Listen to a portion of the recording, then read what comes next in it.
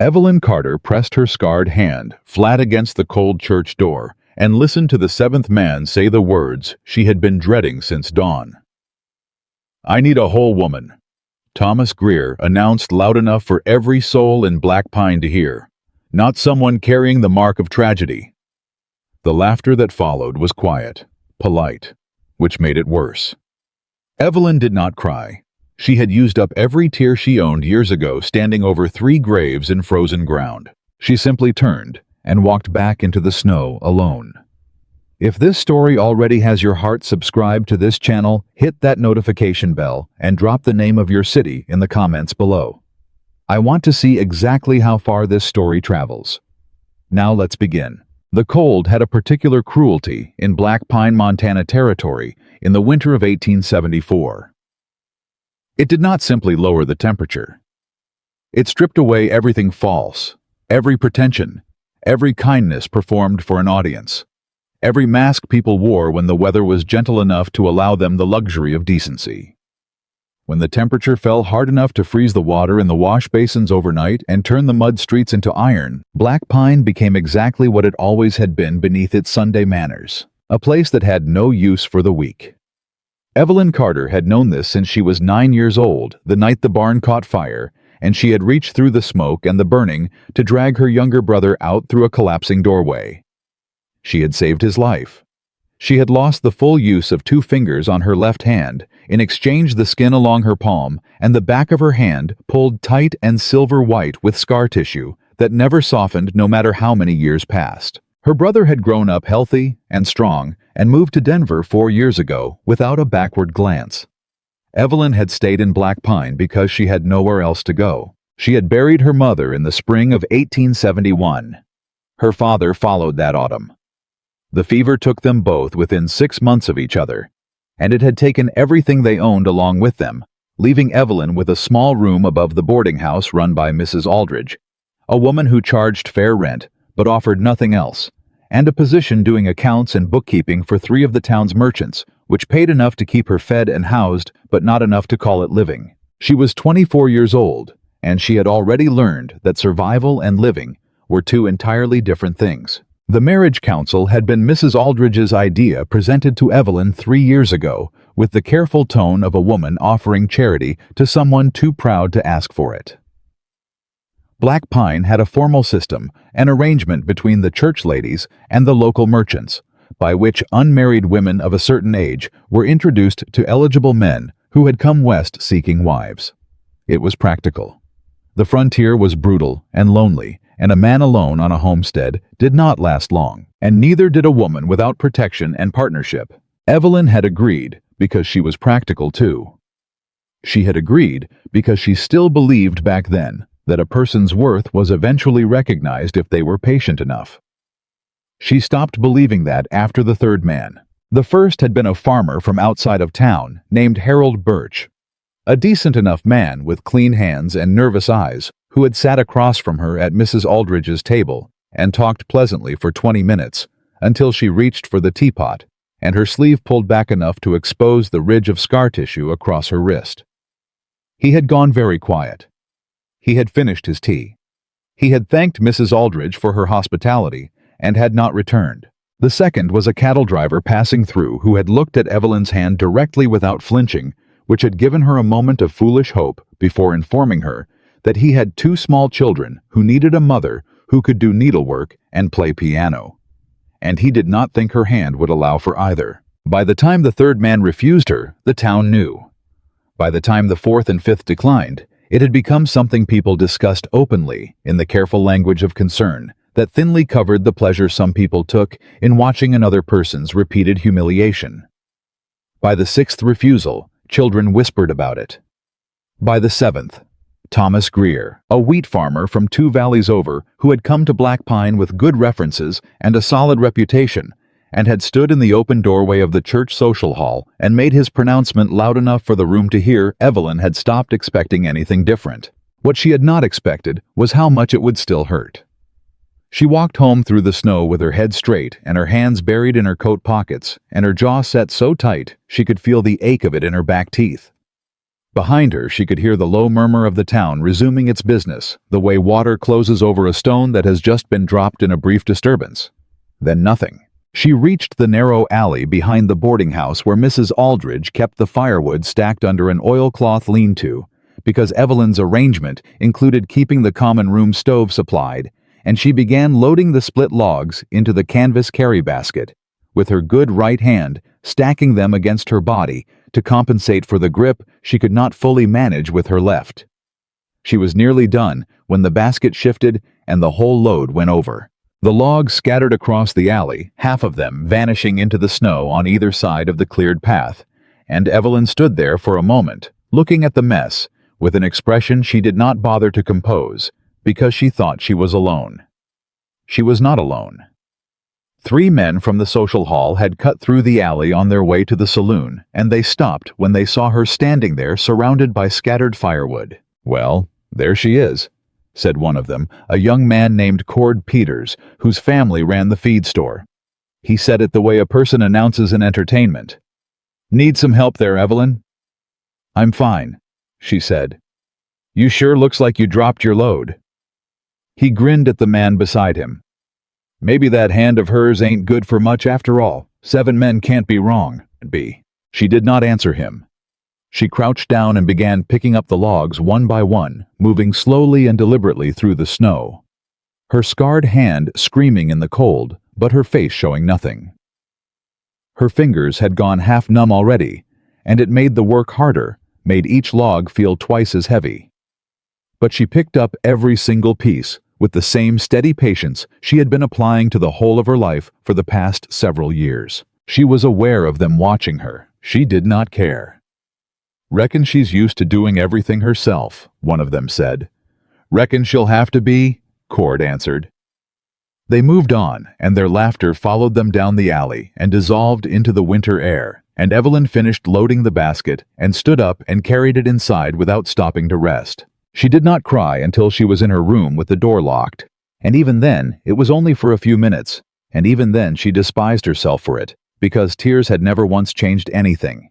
And she had learned that lesson so many times, it should have stopped costing her anything to remember it. She sat on the edge of her narrow bed and looked at her left hand in the lamplight, the way the skin caught the light differently along the scar, the way her 2 middle fingers sat slightly crooked, no matter how she held them, and she thought about Thomas Greer's voice in that doorway, and she thought about 7 men who had each looked at her and found her wanting, and she thought about the many years still ahead of her, stretching out like the Montana winter cold and long, and offering nothing that could be mistaken for warmth. Then she pressed her hands flat against her knees, stood up, and went back downstairs to start the stove. It was 3 days later that Silas Boone rode into Black Pine. Most people in town knew his name the way people know the names of weather patterns and natural disasters, not because they have met them personally, but because the stories have traveled far enough and in enough detail to create a clear picture. Silas Boone was a trapper and a mountain man who had lived alone in the Rockies for going on 12 years, coming down to town twice a year for supplies and to sell his furs. And he was known for 3 things: the quality of his pelts, which were always exceptional; the brevity of his visits, which he conducted with the focused efficiency of a man who found civilization vaguely exhausting; and the particular quality of stillness he carried with him, that most people interpreted as danger, and that caused men who did not know him to choose their words carefully, and men who did know him to choose them even more carefully. He was 38 years old, and built like something the mountain had shaped deliberately, broad through the shoulders, long in the leg, with hands that had spent so many years working in extreme cold that the skin over his knuckles had developed a permanent roughness. He had a jaw that looked like it had been set with a carpenter's square and dark eyes that had the quality of outdoor light, capable of warmth, predominantly offering something more neutral and assessing. His dark hair was longer than town fashion allowed, and he had stopped shaving somewhere in early November, which put several weeks of beard between him and anything that might be described as approachable. He rode a gray horse through the main street of Black Pine on a Thursday morning, with the kind of weather behind him that suggested the storm coming down from the northern range was not going to be polite about its arrival. And he dismounted in front of Hatcher's General Store, with the unhurried economy of motion that characterized everything he did, and went inside to place his order. He was not in the habit of noticing town business. He purchased his supplies, sold his furs to whoever offered a fair price, and left. He had learned long ago that paying attention to other people's lives in small towns created obligations he had no interest in carrying back up the mountain. He was loading his second pack onto the gray horse when he heard the voices in the alley. He did not intend to look. He had a system, and it did not involve other people's alleys. But something in the quality of the silence that followed the laughter, a very particular kind of silence, the kind that comes from someone choosing not to respond to a cruelty, pulled his attention sideways, and he looked. He saw a woman in a dark wool coat on her knees in the snow, picking up firewood with fingers that were visibly shaking from the cold, her face turned down and composed in a way that told him she was entirely aware of being watched, and had decided that awareness was something she simply had to endure. He saw the men watching her. He saw the expression on the face of the young one, with the loud mouth, that particular smirk that belongs to people who have found an easy target and are enjoying the fact of their own ease. Silas watched for perhaps 15 seconds. He did not make a conscious decision. He simply started walking. He came around the corner of the building and into the alley, and the three men turned at the sound of his boots on the packed snow, and Cord Peters's smirk did a brief, complicated thing, and then settled into something more careful when he recognized who he was looking at. "Boone," he said with the specific heartiness of a person trying to sound unimpressed. Silas did not look at him. He was looking at the woman who had gone very still on the ground with a log in each hand, and was looking up at him with an expression that had moved quickly through surprise and arrived somewhere more guarded. "Cord," Silas said, without moving his eyes from the woman. His voice was the kind of quiet that carried the way sounds carry in the mountains, not loudly, but without anything to muffle it. "Your mama raised you to stand around watching a woman struggle in the cold." The silence that followed had a very specific texture. We was just passing through," Cord said. "Then pass through," Silas said. They passed through. He waited until the sound of their boots had moved far enough away. Then he crouched down on his heels across from the woman in the snow, which put them at an even level, and looked at the scattered logs, and then at her hands. "Ma'am," he said. She looked at him with eyes the color of winter creek water, clear and cold, and assessing, and he could see from the set of her jaw that she was about to tell him she did not need any help. "I know," he said before she could speak. "You were managing fine." Whatever she had been about to say changed direction. She studied him for a moment. "Then why are you down here in the snow?" "Wanted a closer look at someone who can pick up firewood in this cold with fingers that have to hurt like that," he said. "Most people would have quit. Most people don't have to do their own hauling. Most people," he said, "would have asked those men for help rather than let them laugh." "I don't ask people like that for help," she said. "The cost is too high." He nodded because that was a true thing, and he had no argument with true things. He picked up 4 logs in one hand and set them in her basket without ceremony, and when she stiffened, he could see it the involuntary gathering of pride. He said, "I'm doing it because the storm's coming in fast, and I'd like to get back to my horse before the worst of it. Not because I think you can't manage." A beat of silence. Then she picked up the remaining 2 logs and set them in herself. "Evelyn Carter," she said. "Silas Boone." "I know who you are," she said. She rose to her feet, and he did the same, and he had a good 8 inches on her, but she stood the kind of straight that made height less relevant than it usually was. "Everyone in Black Pine knows who you are." "Probably not to my advantage," he said. Something moved through her expression that might, at a different angle and in different company, have been the beginning of a smile. "Probably not," she agreed. She lifted the basket, and he did not offer to carry it because she had not asked, and he had already said his piece about why he had intervened, and repeating acts of help as though a person had not understood the first time was its own kind of condescension. "Thank you," she said at the alley's entrance. "You're welcome," he said. She went in through the back door of the boarding house, and he returned to his horse, and that should have been the end of it. He had supplies to load and a mountain to get back to before the storm closed the upper trail, and he had a system, and the system did not include standing in alleys in Black Pine, paying attention to women with Winter Creek eyes and scarred hands, who picked up firewood in the cold, with the focused determination of someone who had long since stopped waiting for the world to make things easier. He finished loading the gray horse. He stood with his hand on the saddle and thought for a moment, which was not something he did often, because thinking for too long about something usually meant he was trying to argue himself out of what he had already decided. He went inside the boarding house.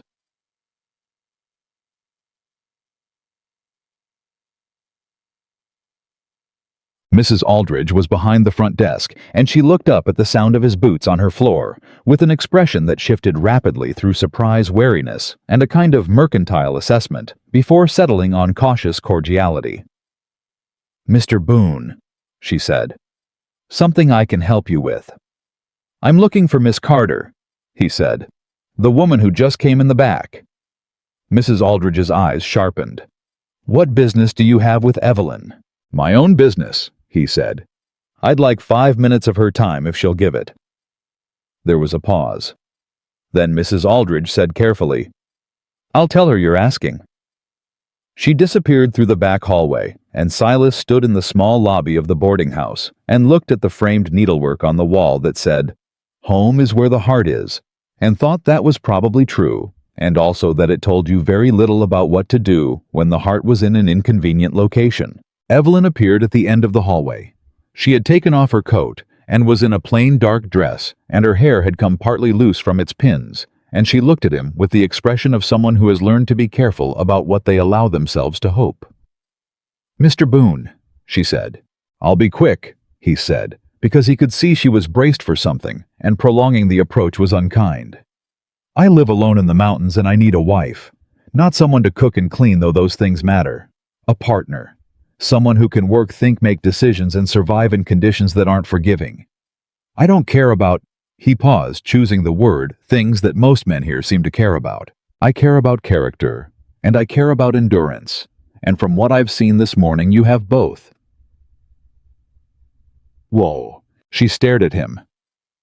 "I know what they've been saying about you," he said. 7 men. I'm not asking you to trust me based on my word. I'm asking you to consider it." "You're serious," she said. It was not quite a question. "I don't generally waste words on things I don't mean," he said. She was quiet for a long moment, and he could see her working through it, the practicality of it, the risk of it, the sheer improbability of it arriving on this particular day after this particular morning. "Why me?" she said finally. "Black Pine has women without complications." "Black Pine has women who've never had anything tested," he said. "That's not what I need." "I have a damaged hand," she said. And there was something in the way she said it, a flatness, a deliberateness, that told him she had learned to announce it early, like a man declaring a debt before a business arrangement to save everyone the time of pretending it wasn't there. "I know," he said. He pulled back his right sleeve without ceremony, exposing a long ridge of scar tissue along his forearm, a bare 6 years ago that had nearly taken the arm entirely. He rolled the sleeve back down. "We've both survived things. That's a better foundation than most marriages start with." She looked at him for a long time. "I'd like to think about it," she said. "Storm's closing the upper trail in 2 days," he said. "I'll be leaving when the supplies are loaded. I'll be at Hatcher's tomorrow morning if your answer is yes."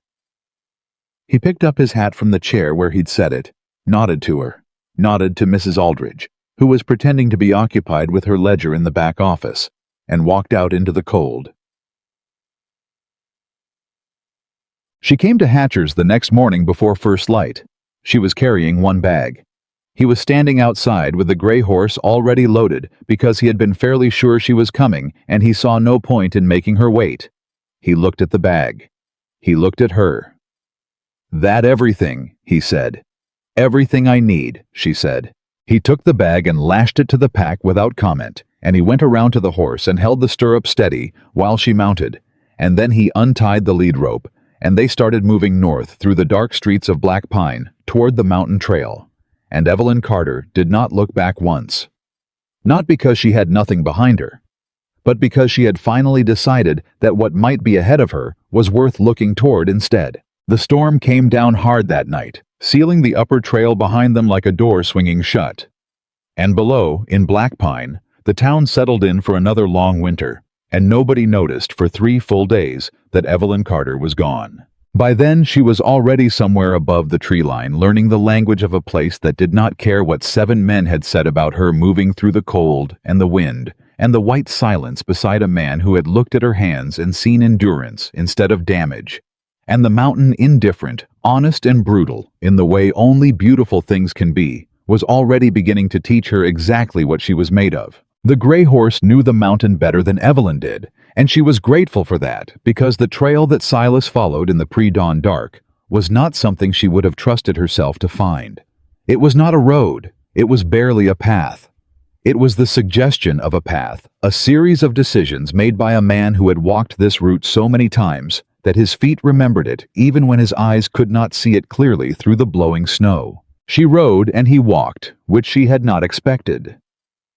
She had offered to dismount and walk beside him within the first mile when the grade steepened and the footing became uncertain, and he had looked up at her from beside the horse's neck and said, "You'll need the warmth for now.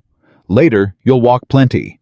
And that had been the end of that conversation. She was learning already that Silas Boone did not say things he didn't mean, and did not say things twice. It was a different language than the one spoken in Black Pine, where every statement came wrapped in layers of social management, where people said, "How are you?" without wanting to know, and "Let me know if you need anything," while fervently hoping you would not. Up here, a word meant exactly what it was, and silence meant the same. The cold was worse than anything she had experienced in town. Black Pine had its winters, and she had survived them, but the mountain cold was a different creature entirely. It pressed in from all sides, with a purposefulness that felt almost personal, finding the gaps in her coat collar, working its way through her gloves, settling into her boots with a patience that suggested it had nowhere else to be, and all the time in the world. Her left hand was the worst of it. The scar tissue held cold differently than normal skin. It had less insulation, less feeling in some places, and too much in others.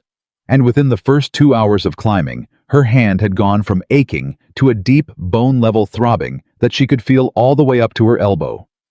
She kept it buried inside her coat as much as the riding allowed. She did not mention it. Silas checked on her twice in the first 3 hours. Not with questions he didn't ask, "Are you all right?" or "Do you need to rest?" phrases that in her experience had always carried a weight of expectation about what the correct answer should be. He simply pulled up beside the horse at intervals and looked at her directly, a brief and thorough assessment, and when she met his eyes steadily, both times he nodded and moved back to the front. She understood without being told that she was being evaluated, not judged evaluated. There was a difference. Judgment assigned value. Evaluation gathered information. She had the impression that Silas was collecting data about her the way he might collect data about a change in weather, not to decide if he approved of it, but to understand what it was going to require of him. She found she did not mind that. It was honest in a way that very little of her life had been recently. They stopped once before reaching what Silas called the halfway point in the lee of a rock formation large enough to block the worst of the wind. He produced hardtack and dried meat from the pack without ceremony and handed her a portion, and they ate. Standing up, and he told her 2 things she needed to know about the rest of the climb. The trail narrowed on the north face, and the horse would need to be led carefully, and there was a section near the top that would require her to dismount regardless, because the grade was too steep for a loaded animal with 2 riders' worth of weight distribution. "I'll get down when we reach it," she said. "Wind'll be bad there," he said. "Keep your left side toward the rock face if you can."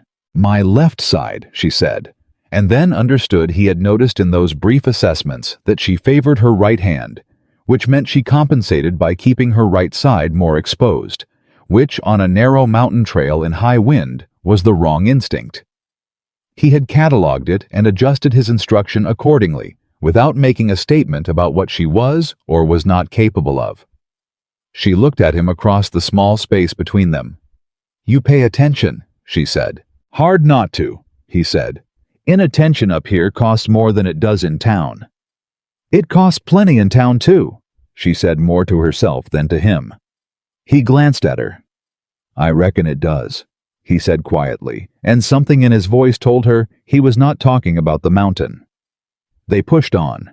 The narrow section was every bit as difficult as he had described, and the wind on the north face was the kind that made thought difficult, pressing against her, with a force that seemed to want to rearrange her relationship with the ground.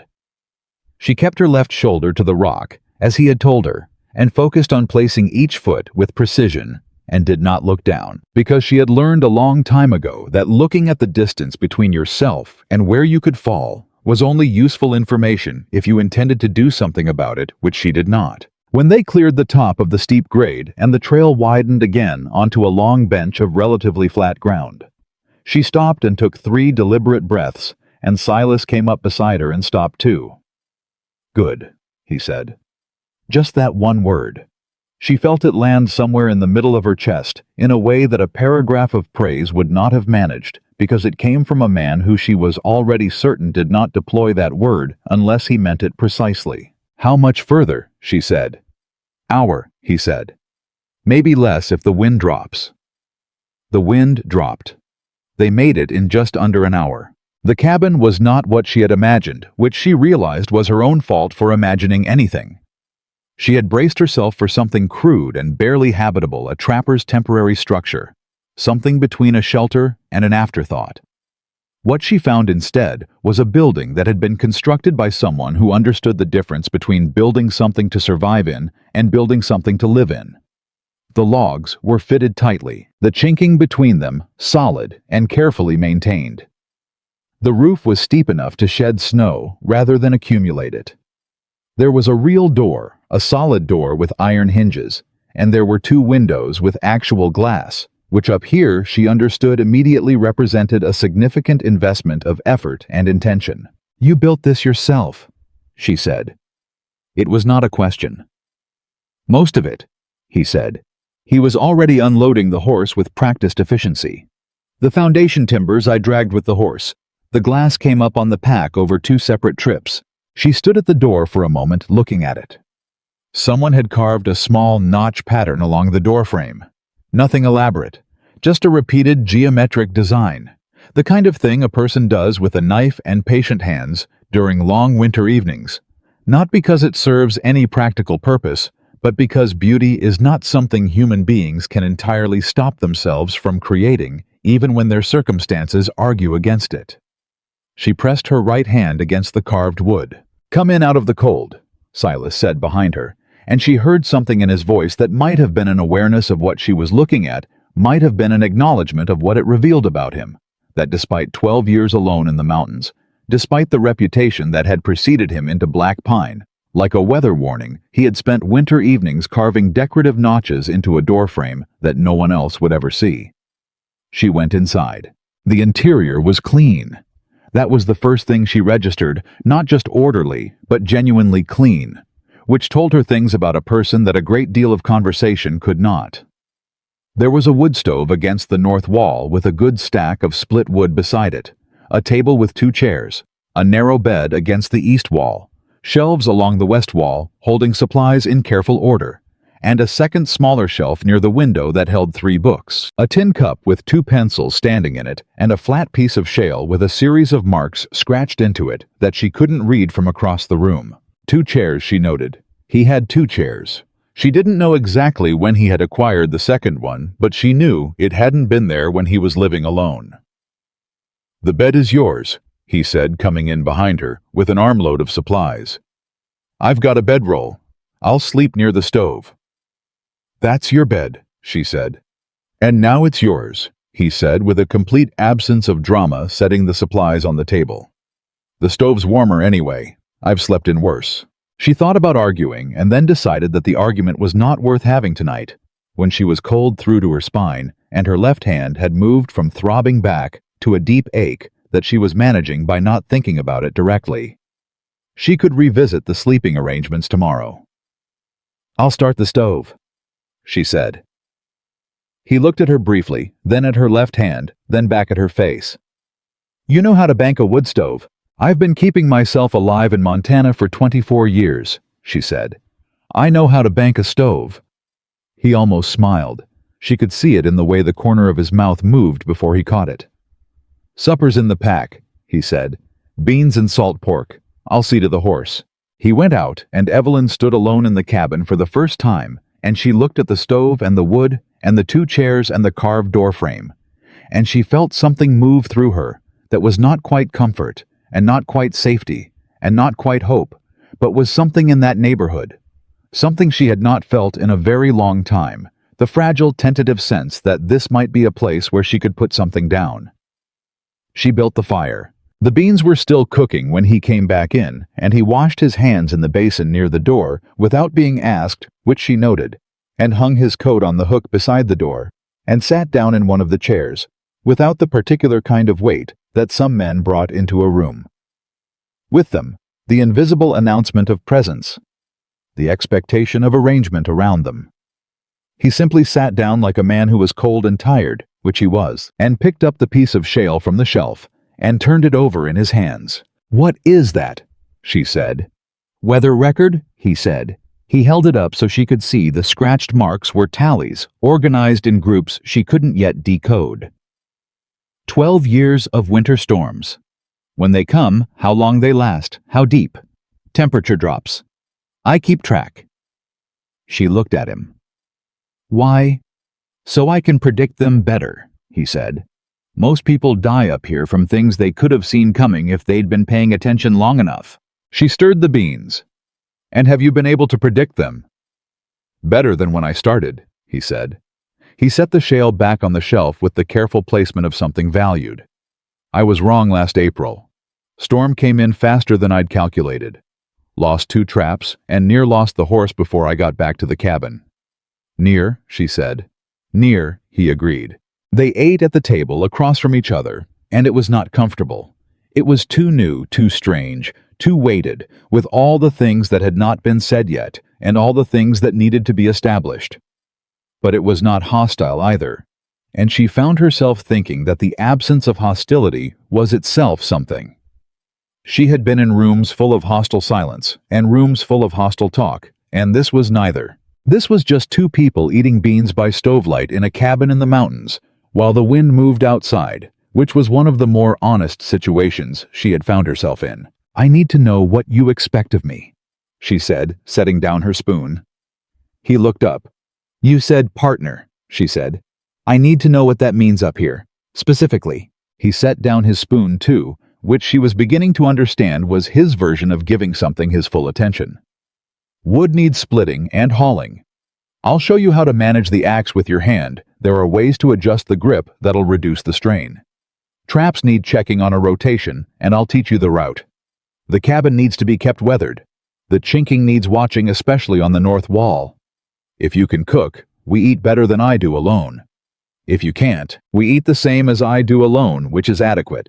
"I can cook," she said. "Good," he said. "When the thaw comes in spring, I'll need someone who can ride the lower trail to check the south trap line while I work the upper. That'll take 3 days alone. You'll need to be able to handle that before then." She looked at him steadily. 3 days alone on a trail? I don't know yet." "By spring you'll know it," he said, simply, as though her knowing it by spring was not a question of whether, but only of how. Something shifted in her chest. She wasn't sure she had a name for it. "All right," she said. "All right," he said. He picked up his spoon. She picked up hers. The stove ticked and settled in the way of wood stoves that are doing their work well, and outside the wind was doing what wind does in the high mountains in winter, which is everything it wants to. And Evelyn Carter sat in a cabin above the tree line across from a man who had explained what he needed from her in practical terms without once mentioning her scars, and she thought that she could probably learn to be all right here, if all right was something she still had access to. She did not know yet that it was going to be harder than she expected. She did not know yet that the mountain was not finished deciding what it thought of her. She did not know that 3 mornings from now she would wake up before dawn to the sound of something outside the cabin that was not the wind, and that what came after that would change the specific terms of every calculation she had made about what she was doing here and why. But that was 3 mornings away, and tonight, There was warmth and food, and the particular mercy of having survived the day, and for now that was enough. She slept in his bed, with her coat over the blanket for extra warmth, and woke twice in the night, once to the sound of him adding wood to the stove, moving with a quietness that told her he had been careful not to wake her, and once to the sound of nothing at all, just the cabin settling around her. And she lay in the dark, listening to the quality of the silence, and realized it was different from any silence she had experienced in Black Pine. In Black Pine, the silence had always felt like an absence, the space where other people's voices should have been directed at her, warm and personal, and meant for her specifically. It had been the silence of being left out. This silence felt like something else. It felt like the mountain not caring, which was different from people not caring, because the mountain's indifference was impersonal and absolute and applied to everyone equally. The mountain did not look at her hand and find her wanting. The mountain did not remember the church social hall or Thomas Greer's voice. The mountain simply was in the enormous and unqualified way that mountains are, and you were either capable of existing within it or you were not. She found, lying in the dark, that she wanted very badly to be capable of it. She was asleep again before she had finished the thought. The first morning she woke before him, which surprised her, and she had the stove rebuilt and the coffee water heating before he stirred in his bedroll near the south wall. He came awake the way she imagined animals come awake, immediately, fully, without the gradual surfacing that most people experienced. One moment still, the next sitting up and oriented. He looked at the stove. He looked at her. "You didn't have to," he said. "I know," she said. "I was awake." He was quiet for a moment, in the way she was learning to recognize as his version of acknowledging something without making a production of it. Then he stood up and went about his morning with the efficient practicality of a man whose mornings had been structured by necessity for a long time. He showed her the axe after breakfast. The axe was heavy, a proper felling axe, not a hatchet, and he had expected her to balk at it. She could see that in the way he watched her face when he set it in her hands, but she had split wood before, had done it for years, with her compensated grip, and she took the weight of it without flinching. "Show me your grip," he said. She showed him. He looked at it for a moment, then repositioned her left hand slightly, not taking over, not demonstrating with his own hands, just making a single adjustment to the position of her palm against the handle that redistributed the force of the swing differently. "Try it on that piece," he said, pointing to a section of log on the splitting block. She tried it. The log split clean on the first swing, and the adjustment he had made changed the recoil through her left hand from a jarring impact to something manageable, something she could feel she could sustain. She looked at him. "Who showed you that?" she said. "Nobody," he said. "I worked it out. I broke 3 fingers on my right hand 6 years ago, trapped under a rock fall, and I had to learn to swing left dominant for a winter while they healed. I had time to think about where the force goes." She stared at him.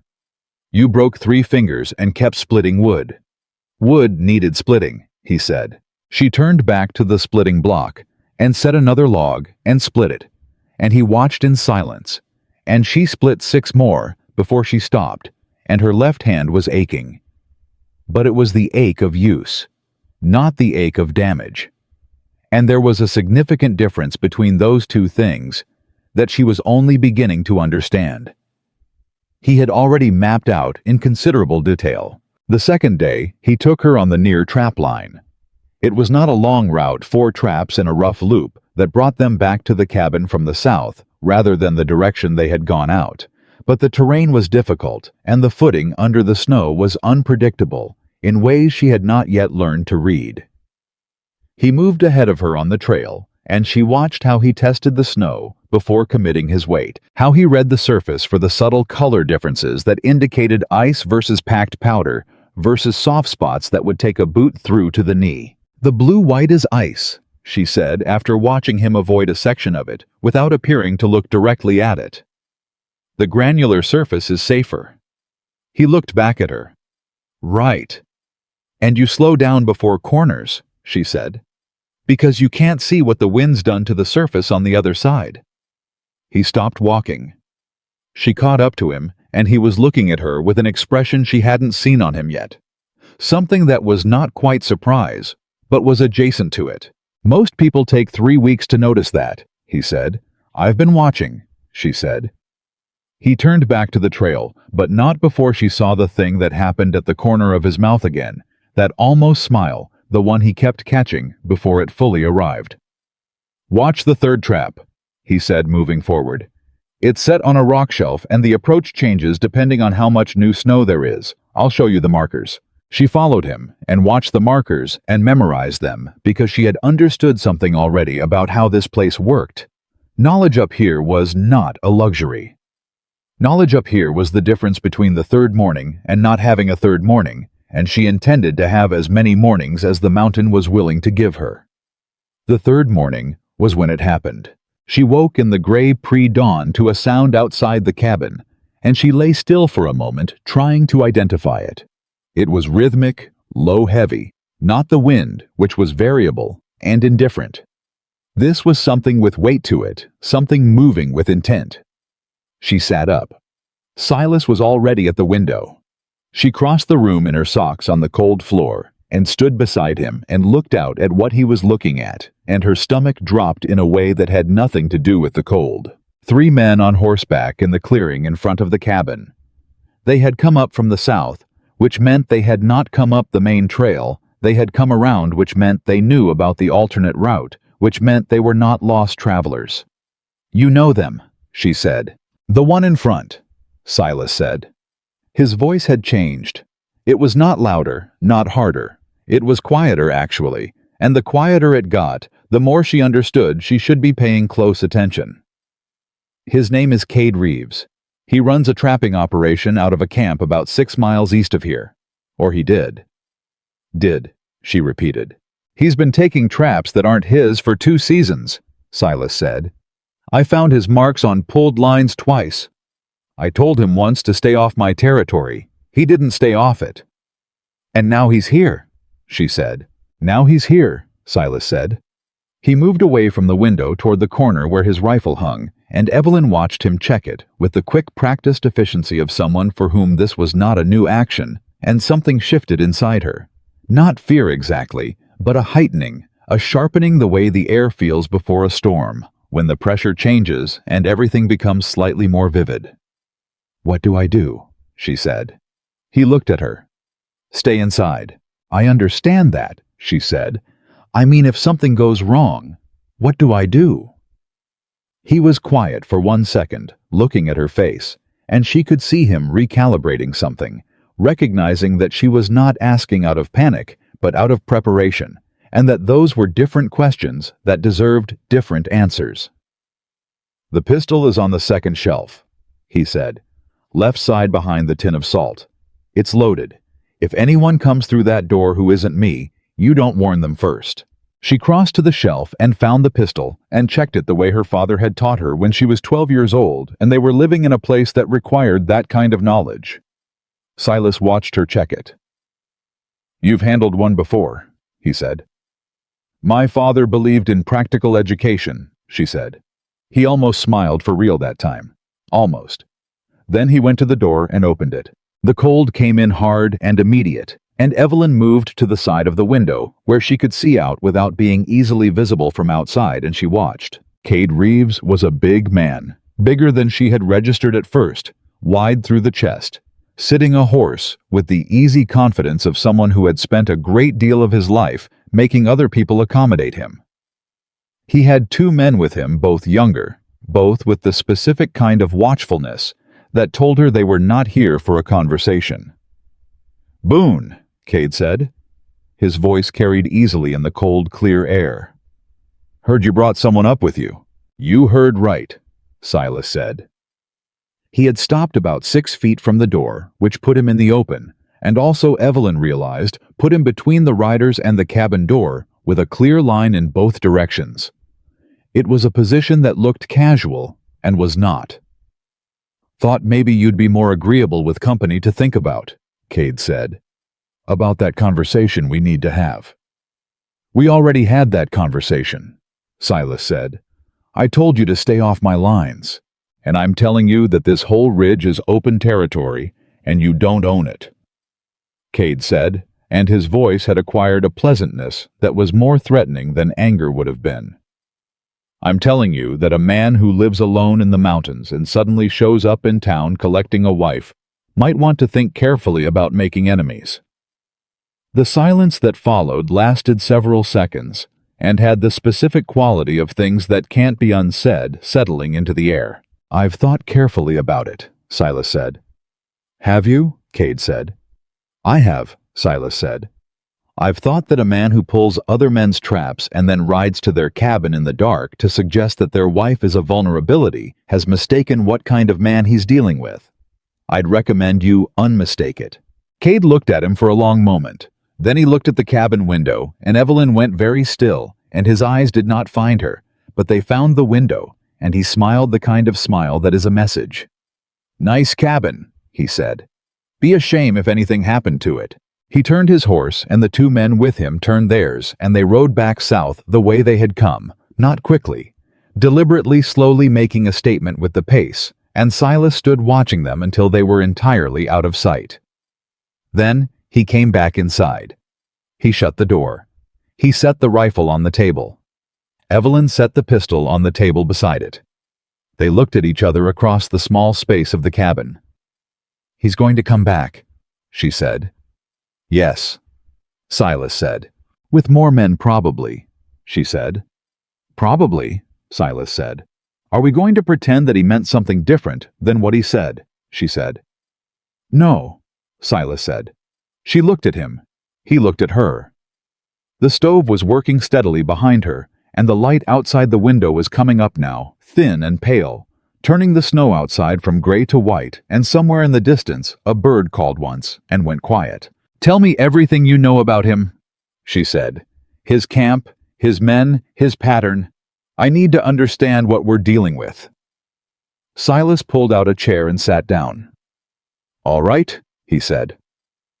And she sat across from him and listened because up here knowledge was not a luxury, and what was coming required that she know everything she could possibly know before it arrived. And as Silas talked, she was already thinking. Not about fear, not about the 7 men in black pine who had found her wanting, not about Thomas Greer's voice in a church doorway.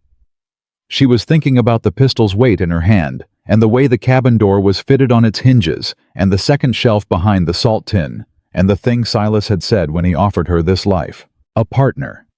Someone who can survive storms, build fires, and stand beside him when the wilderness tried to destroy them. She had not understood at the time that he had meant it quite so literally. She understood it now. Outside, the wind shifted direction, which on this mountain meant the weather was changing, which meant the next few days would be dictated by conditions none of them could control. And Cade Reeves was out there somewhere on the South Trail with 2 men who had the particular posture of people who had been promised something and were waiting to collect it. And Evelyn Carter, who had survived a barn fire, and a childhood loss, and a frozen frontier town, and 7 public rejections, and a night on a mountain trail in the worst winter in years, sat across from a man who had chosen her for her endurance, and began to understand that her endurance was about to be required in ways she had not yet had occasion to demonstrate. She was not afraid. She was paying attention, which up here was the same thing as being ready. Silas talked for a long time, and Evelyn listened, the way she had always listened, completely without interrupting, filing each piece of information in the part of her mind that sorted things by usefulness rather than interest. Cade Reeves had been running a trapping operation on the eastern slope for 4 years. He had started with 2 men and now had 6, possibly 7, which meant the operation had grown faster than legitimate fur prices could explain. He had a camp on a flat bench of ground 6 miles southeast, accessible by 2 routes, the South Trail that his men had used this morning, and a longer eastern approach that came up through a draw Silas called the Narrows. "He's been taking from other trappers too," Silas said. "Not just me. There's a man named Aldous Fitch who runs lines on the western ridge. Last season, Fitch lost nearly a third of his catch to pulled traps. Couldn't prove it was Reeves, but there's not many other candidates." "Has anyone reported him?" Evelyn said. "To the marshal in Black Pine." Silas looked at her with an expression that said several things without saying any of them. "The marshal in Black Pine," he said carefully, "is a man named Garrett Pohl, who has a brother-in-law who buys furs." Evelyn was quiet for a moment. "And the brother-in-law buys from Reeves." "At prices that only make sense if the acquisition cost was low," Silas said. She sat back in her chair. The full shape of it was becoming clear. Not just a man pulling traps, but a system, a small corrupt economy, built on what couldn't be proven, and what convenient people chose not to see. She had grown up watching smaller versions of the same thing operate in Black Pine, in the way certain families' transgressions were overlooked, and certain other families' minor failings became public record. Power protected itself in every geography. "He came here this morning to tell you that you're isolated," she said. "That there's no one coming to help if something happens up here. That's what the visit was." "That's what the visit was," Silas agreed. "So we need to change that calculation," she said. He looked at her steadily. "What are you thinking?" "I'm thinking that a man like Reeves depends on the people he threatens having no options," she said. "He's right that the marshal won't help, but marshals aren't the only form of law. Is there a circuit judge who comes through this territory?" "Twice a year," Silas said.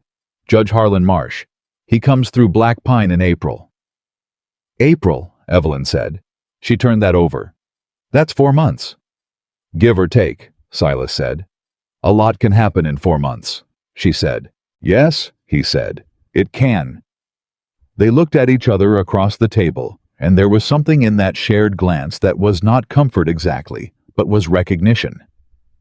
Two people who had each separately learned to think several moves ahead, because the cost of being caught unprepared had always fallen directly and personally on them, now applying that habit together and finding that it had a different quality when it was shared. "He'll come back before April," she said. "He'll come back within the week," Silas said. "That's his pattern. He makes a visit to establish the threat, waits to see if it lands, then comes back with more men to collect whatever he thinks the threat entitled him to." "And what does he think it entitles him to?" Silas was quiet for a moment. "The North Trap Line," he said. "He's been working toward it for 2 seasons. It's the most productive line on this mountain. 22 traps in good territory. If he takes that line, he doubles his operation." "Worth a great deal of money," she said. "Worth enough to justify considerable effort," he said. Evelyn stood up and went to the stove and poured 2 cups of coffee and set one in front of him and held the other in her right hand, warming her palm against the tin, and she thought about what she knew and what she didn't know, and what the distance between those two things was going to cost them. "Can you get word to Aldous Fitch?" she said. "The man on the western ridge." Silas looked at her. "What for?" "Because if Reeves has been taking from both of you, Fitch has the same problem and the same absence of legal recourse," she said. 2 men defending territory are harder to isolate than one. A pause. Something moved through Silas's expression. It was not surprise she was realizing, it was something she didn't have a word for yet, something that looked like a man encountering a landscape he had not mapped. "Fitch is a half-day's ride west," he said. "In this weather, closer to a full day. Is the trail passable?" "It's manageable," he said slowly. "Then someone should go," she said. He looked at her. She looked back at him. The implication of what she was saying settled into the space between them, and she watched him work through it, the logistics, the risk. What it would mean to leave her alone in the cabin for a full day in the current situation, what it would mean not to. "I'll go tomorrow," he said, "before light." "Good," she said. "I'll manage the cabin. The traps on the near line need checking," he said. "If you go armed and go early. Don't take the south approach today." "I heard what you heard this morning," she said. "I know not to take the south approach." He nodded, picked up his coffee cup, set it back down. "Evelyn," he said, which was the first time he had used her name since they'd left Black Pine, and the way he said it had a specificity to it, a weight as though he had been carrying it around, and was only now deciding to set it down in the open. I didn't bring you up here to put you in the middle of this." "I know that," she said. "If you want to wait at Fitch's place while I sort this out." "No," she said, immediately without softening it. "I'm not going to wait somewhere else while someone else deals with something that's happening in my home." The word landed before she had thought it. My home. She felt the accuracy of it like a small shock, the way a word sometimes outpaces the thought and arrives true before you've had time to decide whether you meant it. Silas heard it too. She could see that he heard it. "All right," he said quietly. That was all. Just all right. But it meant something, and they both knew it did. He left before dawn the following morning, and Evelyn watched him take the gray horse out through the darkness until the trees swallowed him, and then she went back inside and barred the door. The way he had showed her, not locked, because a locked door on a mountain cabin in winter was a trap. If fire started, but barred in the specific way that gave resistance without finality, and she checked the pistol again, and set it on the shelf within easy reach, and went about the morning. The near trap line took her 2 hours. She went out at first light with the rifle over her shoulder and the pistol in her coat pocket, moving along the route he had showed her with the markers, and she found 3 of the 4 traps undisturbed. The 4th had been tripped and reset by something she couldn't identify, possibly a fox, that had been clever enough to take the bait without triggering the mechanism correctly. She reset it the way Silas had taught her, with the precise finger placement that the cold made difficult, and her left hand made more difficult than that, and she did it right on the second try, and felt a small hard satisfaction at the click of it settling. She was heading back when she heard the horse. She stopped moving immediately, the way Silas moved when he heard something that required more information before it required action. One horse approaching from the east, not the south trail. The eastern approach the narrows the longer route. She stepped sideways into the trees. The rider came into view through the bare branches above the trail, and she had the rifle up and her cheek against the stock before she registered that it was a single rider on a brown horse, and that the rider was not Cade Reeves's size and not one of his men's horses. And then the rider pulled up abruptly at the edge of the clearing because he had seen her step out of the trees with a rifle. He was perhaps 60 years old, compact with a gray beard and the particular weathered look of a man who had spent decades above the tree line. He had his hands out to the sides, away from the rifle that was in a scabbard at his saddle, not reaching for it, just showing her where his hands were. "I'm looking for Silas Boone," he said. "My name is Aldous Fitch." Evelyn lowered the rifle 3 inches, but not all the way. "Silas isn't here," she said. "He went to find you this morning." A pause. "We missed each other on the trail," Fitch said. He looked at her with an assessing attention that reminded her somewhat of the way Silas looked at things. "You must be the woman he brought up." "Evelyn Boone," she said, and used the name without deciding to the same way she had used the word home, arriving at it from somewhere below deliberate thought. "Ma'am," Fitch said with a gravity that was not performance, "I'm here because 3 of my traps were pulled last night and there was a mark cut into the post at my south line that wasn't there yesterday morning." "Reeves," she said. "Reeves," he confirmed. She made a decision. "Get down and come inside," she said. "I'll put coffee on. We have things to talk about." He came inside and she poured the coffee, and Aldous Fitch sat across from her at the table that had held her and Silas that morning, and he told her what he knew, and she told him what Silas had told her. And somewhere in the middle of that exchange, with the stove ticking, and the wind outside, doing its work, and the coffee going cold in the cups, because neither of them remembered to drink it, they began to build something. "The judge comes in April," she said. "Marsh," Fitch said. He rubbed his jaw. "Marsh is a fair man. I've seen him work twice. He doesn't favor money over law." "Unlike Pole," she said. "Unlike Pole," he agreed. "But April is 4 months," she said. "And Reeves isn't going to wait 4 months." "No," Fitch said. "He's going to make his move before the weather breaks. Once spring comes, there are more people on the mountain, witnesses. He needs to settle this while it's just us up here." She thought about that. "What does he want from you?" "My south line," Fitch said. Same as Silas's Northline, I'd bet. He wants to own this whole ridge before April. 2 separate attacks on 2 separate operations, she said, at roughly the same time. Would make sense, Fitch said. Unless we make it a harder problem than he's calculated, she said. Fitch looked at her for a long moment. He had the eyes of a man who had learned to be careful about optimism at altitude, where the cost of being wrong was unambiguous. What are you thinking, Mrs. Boone? I'm thinking that he's counting on isolation, she said. He does what he does because each person he targets is alone. You're alone. Silas was alone. He doesn't expect coordination. He doesn't expect anyone to compare notes. That's true, Fitch said slowly. I'm also thinking, she said, that what Reeves is doing constitutes theft and criminal threatening, and that even if Pohl won't act a written and witnessed account of specific incidents, specific dates, specific amounts signed by multiple parties, is something Judge Marsh can act on in April. Fitch stared at her. You want to document it, he said. I want to document everything, she said. Every pulled trap, every visit, every threat, every witness. I want it written down, and I want copies in 2 different places, and I want it ready for April. He could do a great deal of damage between now and April, Fitch said. Yes, she said. He could.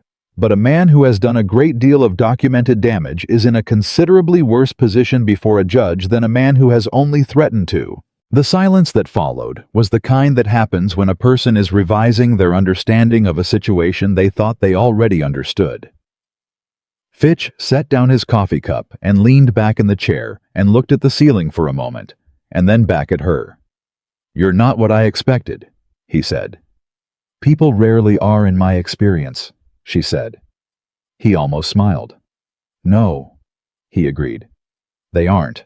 Silas came back in the early evening, riding in cold and tired from a day of empty trail, and finding his wife sitting at the kitchen table across from the man he had ridden 6 hours round trip to reach both of them with papers spread between them, and what appeared to be a systematic written record taking shape in Evelyn's careful handwriting. He stood in the doorway. You found him, he said. He found me, Evelyn said. We crossed on the Eastern Trail. Sit down. There's coffee, and we need to show you what we've been working on. Silas looked at Fitch. Fitch looked at Silas. Something passed between them that was the currency of men who have spent years in the same landscape and understand each other's endurance in the way that only shared hardship creates. She's not wrong about the judge, Fitch said. She usually isn't, Silas said, which was a significant thing to say about a woman he had known for 4 days. He sat down. He read what they had written.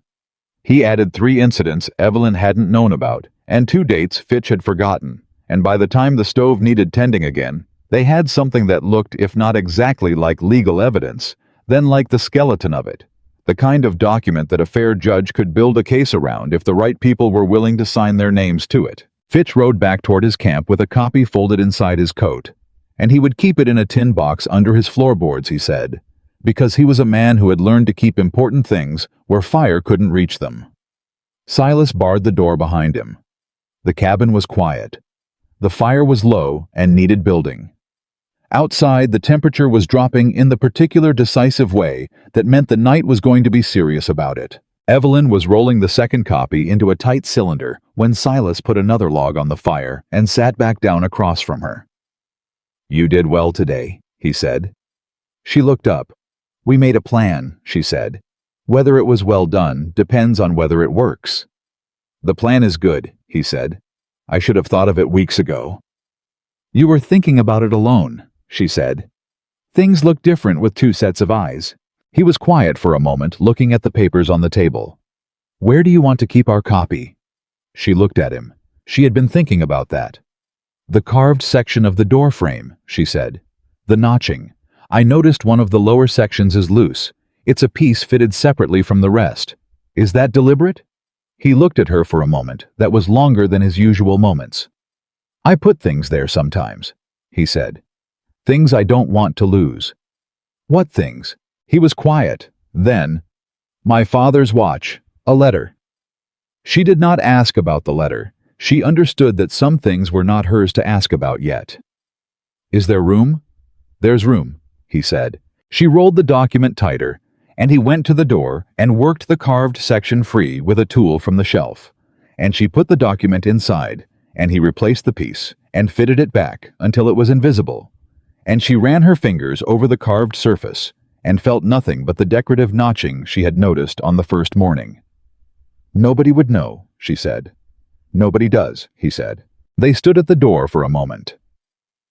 Close the way people get close when they have been working toward the same thing for hours in a small space, and the urgency of the work has temporarily suspended the self-consciousness that proximity usually creates. Silas, she said. Yeah, he said. If Reeves comes while you're not here, she said. What do I do? You already know what to do, he said. You did it this morning with Fitch. Fitch wasn't hostile, she said. No, he said. But you had the rifle up before you knew that, and you kept it up until you were sure. That's right. That's exactly right. She nodded. The cabin is defensible, he said. The door is solid. The windows are small. If something happens and I'm not back, you wait until morning and then you go to Fitch. Not the South Trail, the Narrows. You take the gray horse and you go to Fitch and you tell him what happened. You'll be back by morning, she said. I'll always try to be back, he said. But you should know the plan for when trying isn't enough. She looked at him. The firelight was doing things to the planes of his face that the daylight didn't do, softening the specific harshness of him without removing what was underneath it. And she thought about the carved doorframe and the letter inside the hidden compartment, and a man who had spent 12 years making this place livable in secret carving decorations no one else saw, keeping things he couldn't afford to lose in a space where they would be safe. What was in the letter? She said, before she could stop herself. He looked at her for a moment. My sister, he said. She wrote it 8 years ago. She's in Oregon now. We haven't spoken in a long time. He didn't say why, and she didn't ask. But she understood something about him then that she hadn't fully understood before, that the isolation of this mountain was not simply the preference of a man built for solitude. It was also a wound, old, and set badly. The kind that a person builds a life carefully around, because directly addressing it is more than they've been able to manage. She had her own version of that wound. Most people did. You should write back to her, she said quietly. He looked at the fire. Maybe, he said. It was not agreement, but it was not refusal either, and from a man who had held the same position for 8 years maybe was its own kind of movement. She went to bed. He went to his bedroll. The stove settled into its nighttime rhythm, and outside the temperature kept dropping, and the mountain pressed down on all of them with its enormous impersonal weight. She woke in the deep night to silence, and lay listening to it, and understood after a moment what was wrong. The wind had stopped. On this mountain, wind stopping in midwinter was not peace. It was a warning.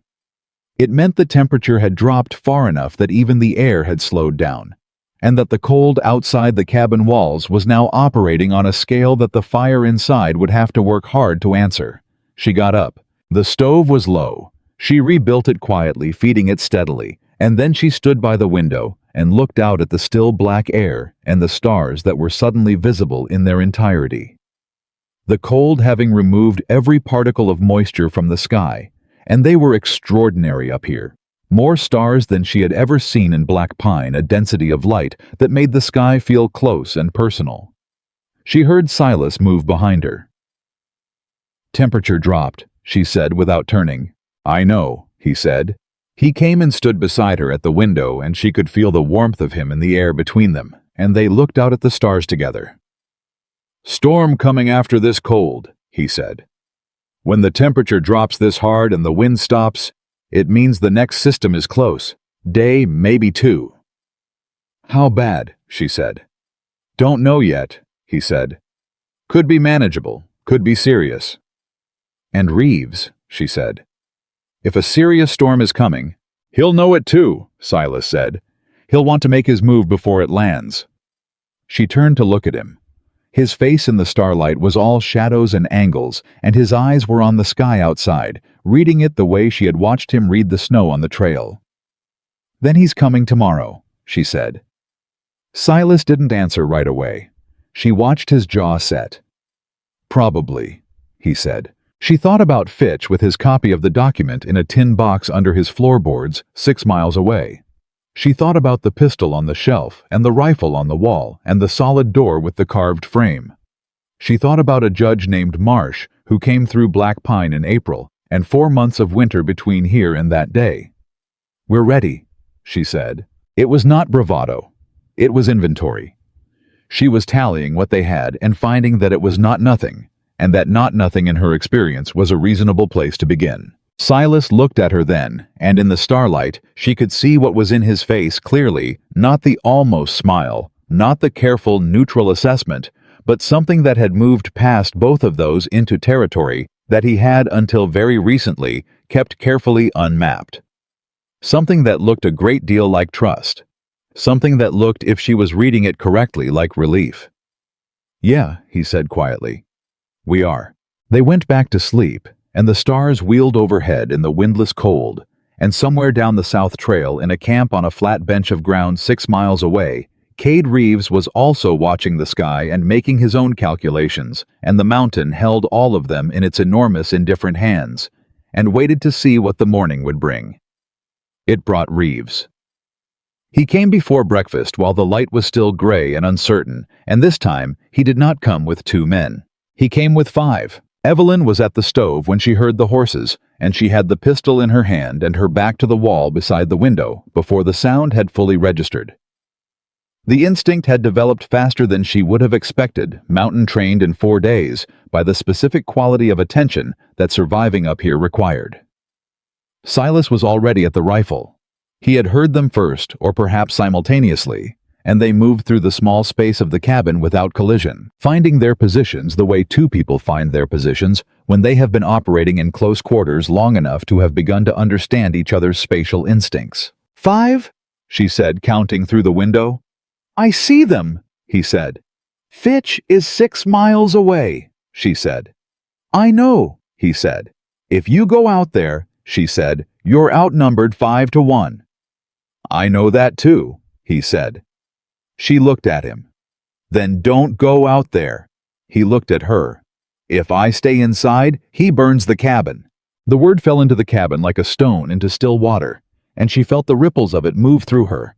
Not panic, but the cold, clear understanding of what they were actually dealing with, what kind of man Reeves was, what the stakes of this morning actually were. She looked at the door. She looked at the window. She looked at the 2 chairs at the table where they had eaten beans on the first night and built a legal case on the 4th night, and something moved through her with an urgency that bypassed fear entirely and arrived directly at decision. The document, she said. He looked at her. If he burns the cabin, we lose our copy, she said. We need to get the copy out. Evelyn, I can get to the tree line from the north window, she said. He has men on the south approach. The north side is clear. You are not going out the north window, he said. If we lose the document, we lose April, she said. We lose everything we have on him. He looked at her with the expression of a man who recognizes the logic of something he does not want to recognize the logic of. The north window opens outward, she said. I've been looking at it for 4 days. I can be in the tree line before anyone on the south side can get around. And then what? He said. And then I go to Fitch, she said. And I come back with him. Outside, Cade Reeves's voice came across the clearing, carrying in the windless morning air like something cut from metal. Boone, let's talk about this like reasonable men. Silas looked at the window. He looked at Evelyn. He went to the doorframe and worked the hidden compartment free and put the document in her hand. Straight north until you hit the granite outcrop, he said low and fast. Then west along the base of it until the ground drops. Stay in the trees. Don't stop until you're past the first ridge. I know the route, she said. Don't look back, he said. Silas, don't look back, he said again, and his voice had something in it that she did not have time to examine. Something that she filed in the part of her that would look at it later when later was available. Go. I'll hold them here. She put the document inside her coat. She went to the north window. She looked back once because she was not the kind of person who could be told not to look back and actually not look back, and he was at the door, rifle in hand, and he did not look at her, because he was watching the men outside. But his jaw was set with a tightness she recognized as the expression of a man holding something very still that wanted to move. She opened the window and went out into the cold. The air hit her like the mountain's whole opinion of softness, which was that it had none. She moved north with everything she had, her boots in the snow, the document against her chest, her left hand gripping the bark of the first tree she reached, and behind her she heard Silas's voice in the clearing, even and steady, beginning to talk to Cade Reeves with the particular calm of a man who intends to take up as much time as the situation requires. She ran. She ran the way she had learned to do everything up here, not fast, but efficiently, conserving what she had because she did not know how much she was going to need. The snow under the trees was crusted and uneven, and twice she went through to the knee, and each time she pulled herself out without stopping, without allowing the second of panic that wanted to arrive, just assessed and moved and kept moving north until the granite outcrop appeared through the bare branches exactly where Silas had said it would be. She stopped there, pressed her back against the cold rock, listened. Behind her from the direction of the cabin, she could hear Silas's voice. Not the words, just the cadence of it, low and unhurried, the voice of a man who was buying time with the only currency he had left, which was his own steadiness. She could hear Reeves answering louder, with the specific escalating quality of a man who is discovering that the conversation he came to have is not proceeding the way he planned. She turned west and moved along the base of the outcrop. Her left hand was already beyond pain. The cold had taken it past the threshold of sensation into something that was more like absence. The hand was there. She could see it, gripping bark and pushing branches aside. But the information it was sending her had been reduced to a general alarm, a sustained low signal that said wrong, without being able to say how wrong, or in what specific way. She had learned in the past few days to work within that limitation, rather than against it, which was not the same as not being afraid of it. She was afraid of it. She was afraid of a great deal right now. She kept moving anyway because the document was against her chest, and Silas was back there in a clearing with 5 men, and the only thing she could do for him was what she was already doing. The ground dropped where he had said it would. She went down the slope on her heels, controlled grabbing brush when the angle got steep and the tree line thickened around her, and she was into the narrows before she had time to feel any relief about it. The narrows was what it sounded like, a draw between 2 rock walls, where the trail narrowed to something barely wider than a horse.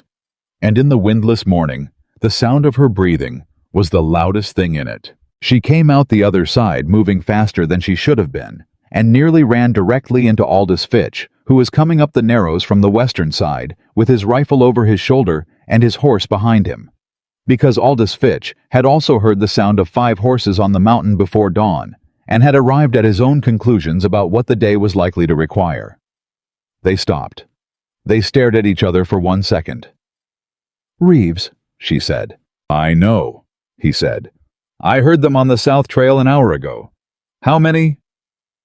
5 men. Silas is at the cabin holding them in conversation. It won't hold long. Fitch was already turning back to his horse. "Get up behind me," he said. "I can run. Not as fast as a horse," he said. And he was right, and she put her foot in the stirrup and got up behind the saddle, and he pushed the horse hard back up the narrows, and the walls of the draw amplified the sound of the hooves into something that sounded like considerably more than 1 horse, which Evelyn registered and filed. Sound carried on this mountain. She leaned forward over his shoulder. "How many men do you have at your camp?" 2, he said. "Harlan and my son. Can they get here fast?" "Harlan's already coming," Fitch said. "I sent him before I left. He'll be on the east approach." She thought about that as the horse lunged up the slope. 1 man on the east approach herself, and Fitch coming up through the narrows. Silas inside, or in the clearing, she was working the geometry of it. The angles, what 5 men would be watching, and what they would not be watching, and where the advantage in this particular situation actually resided. He doesn't know how many of us there are, she said. Fitch glanced back at her over his shoulder. Reeves, she said. He knows Silas is alone. He thinks you're 6 miles away. He doesn't know I'm out. He doesn't know Harlan is coming. That's right, Fitch said slowly. Then we need him to hear us before he sees us, she said. He needs to believe there are more of us than there are, if he's calculating odds and the odds shift unexpectedly.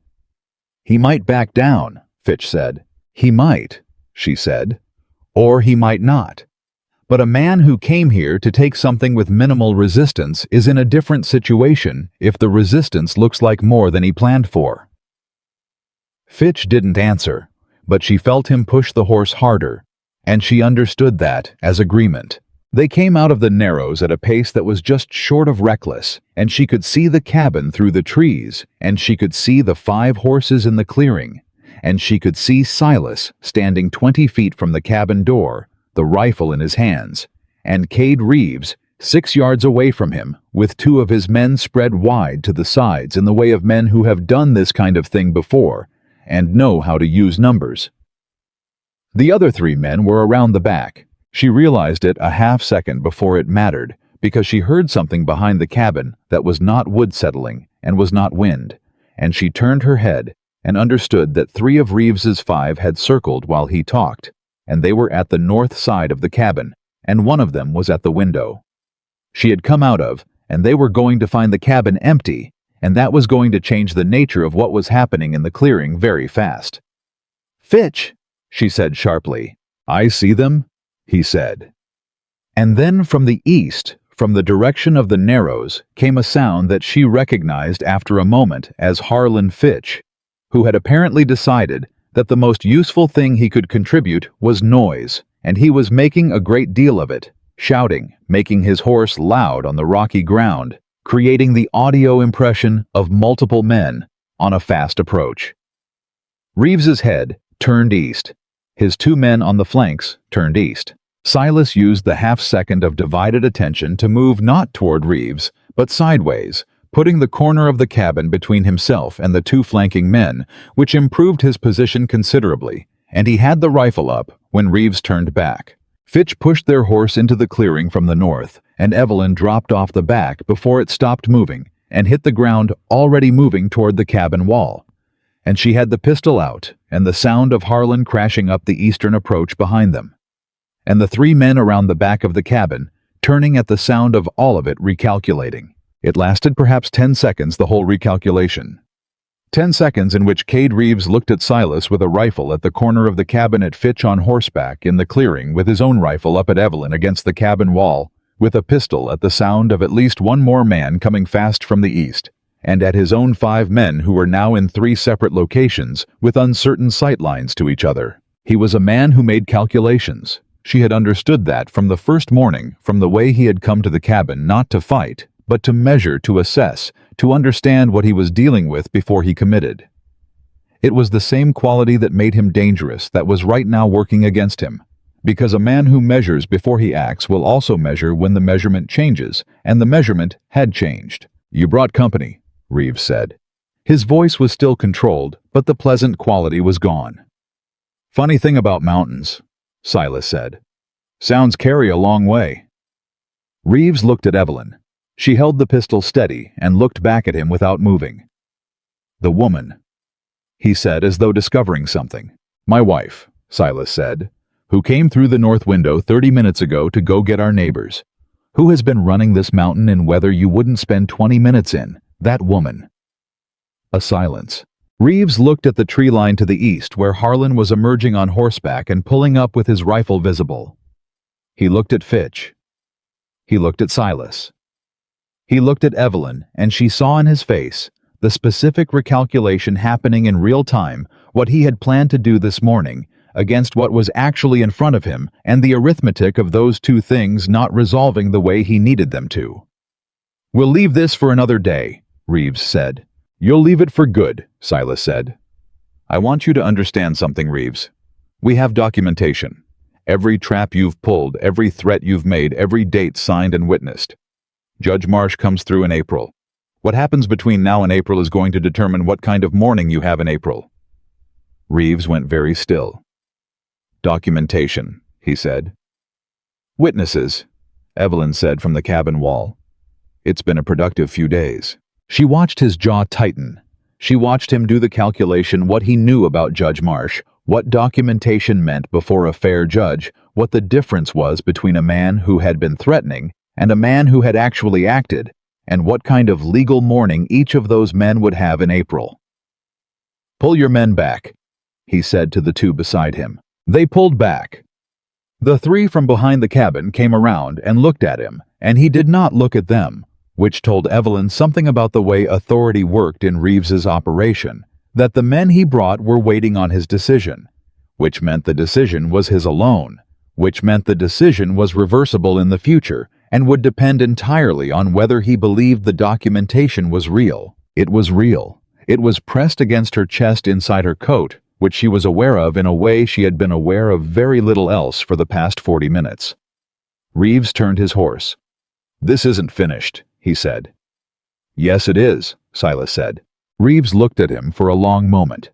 Then he looked at Evelyn, and she did not look away, and she did not lower the pistol, and she was aware that this was a moment that was being measured and stored by a man who measured and stored things, and that what he took away from this morning would determine what he did next. She held his gaze, and she thought of Thomas Greer in a church doorway calling her damaged, and she thought of 7 men and a canvas basket of firewood in the snow, and she held the pistol steady and did not look away, and after a moment, that was longer than it needed to be, Cade Reeves turned his horse south and rode, and his 5 men went with him, and the clearing went quiet. The quiet lasted about 3 seconds. Then Silas crossed the clearing in 4 long strides and stopped in front of her, and he looked at her face, and then at her left hand, and then at her face again.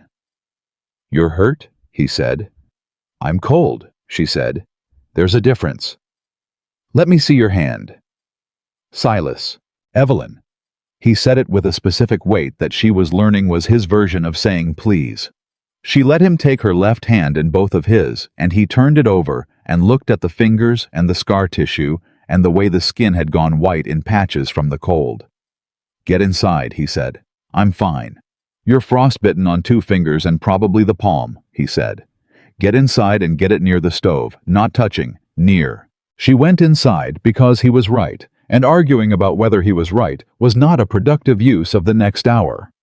Fitch and Harlan came in behind them, and the cabin, which had felt spacious for 2 people, became immediately intimate for 4, and Fitch sat in one chair, and Harlan, who was perhaps 20 and looked like a younger version of his father, stood near the door with the particular posture of a young man who has recently done something frightening and is still processing whether it worked. It worked, Evelyn told him, because she could see him needing to hear it.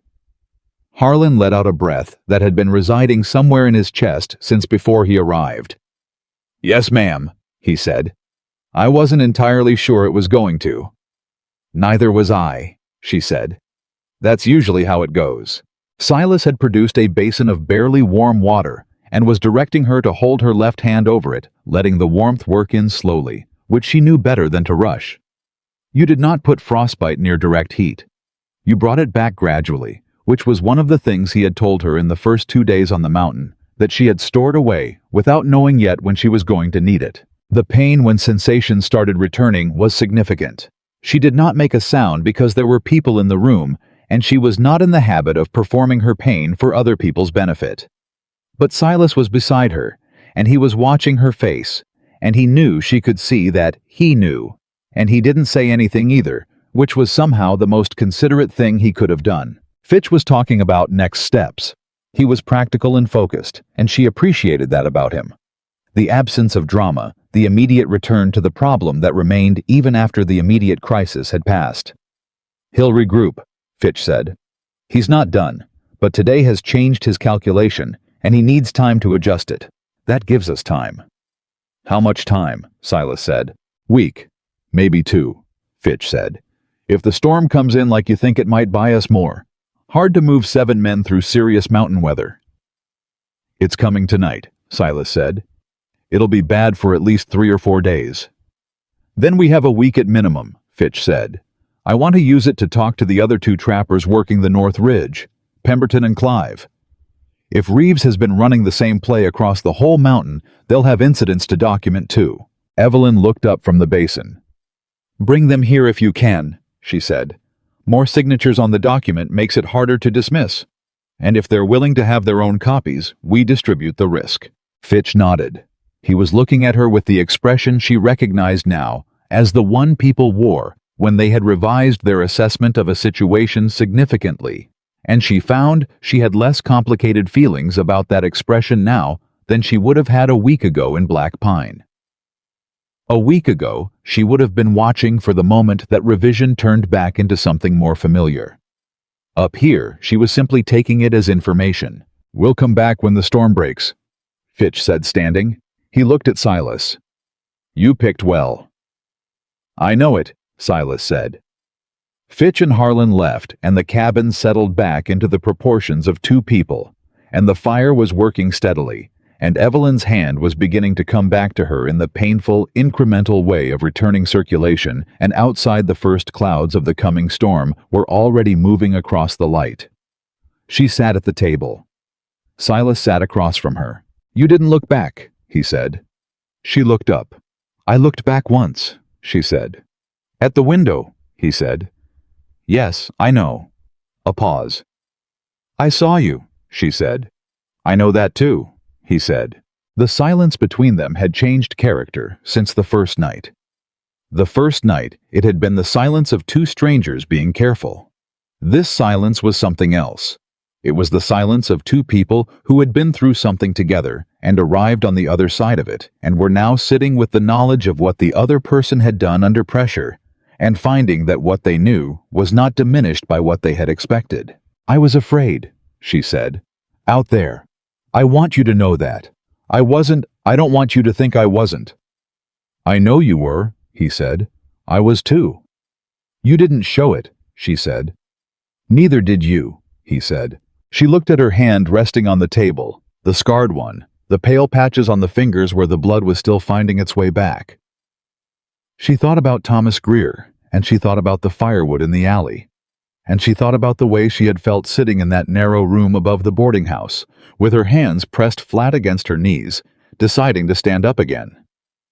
Silas, she said. Yeah, he said. Why did you really come inside the boarding house? She said. That day in Black Pine. I know what you told me, the practical reasons. But you had a system, and you've told me yourself that you don't generally deviate from your system. He was quiet for a moment.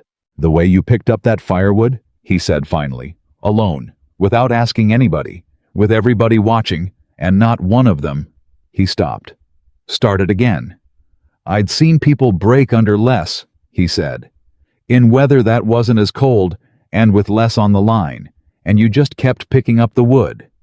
It was just firewood, she said. No, he said. It wasn't. She looked at him. I've been alone for 12 years, he said, which was not something he said easily. She could hear the weight of the decision to say it, the small adjustment it required in a man who had built his entire existence around never needing to explain himself to anyone. Not because I prefer it, because it seemed like the right arrangement. After certain things. The letter, she said softly. The letter, he said. Among other things. He looked at his hands on the table. I saw you in that alley, and I thought that's someone who's been carrying something alone for a long time, too, and I thought I was tired of carrying things alone. The fire shifted. The light changed slightly. Outside, the first edge of the storm was beginning to test the walls with a preliminary wind. That's why you have 2 chairs, she said. He looked up. You've had 2 chairs for a while, she said. Before me. A long pause. Yes, he said. She nodded slowly. She thought about a man alone in a mountain cabin on long winter evenings, carving decorative notches into a doorframe that nobody would see, and keeping a tin cup with 2 pencils standing in it, and having 2 chairs at a table.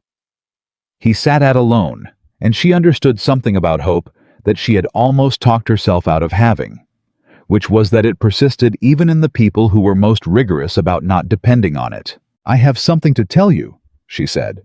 About the document. He waited. I made a second copy, she said, before we put it in the doorframe. He stared at her. The morning after Fitch came, she said. Before you came back. I copied the whole thing by hand. It's rolled inside the lining of my coat. The one in the doorframe is the original, but if he'd found it. You made a backup, Silas said. I was keeping accounts for 3 merchants in Black Pine, she said. I learned a long time ago that documents only protect you if they can't be destroyed. He looked at her for a moment. Then he put his face in his hands, not from distress, but from something else. She could see it in the way his shoulders moved, the way a person moves when they are trying not to do something in front of another person. When he looked up, his eyes were clear, but there was something in them that had not been there before, or had been there and not been visible until now. You are something, he said. I'm practical, she said. That too, he said. The storm arrived that night with serious intentions and spent 4 days making good on them. The world outside the cabin became irrelevant not in a frightening way, but in the clarifying way of weather so complete that it reduces everything to its actual components, removes the excess, leaves only what is real and what is necessary. They were warm and they had food, and the roof held and the fire kept working, and the walls that Silas had built with 12 years of knowing this mountain kept everything outside where it belonged. On the second day of the storm, she asked him to tell her about the trap lines. Not the routes she already knew, but the history of them, how he had found the good territory, what he had learned over 12 seasons, about where the animals moved, and why what the mountain had taught him that he hadn't known when he arrived.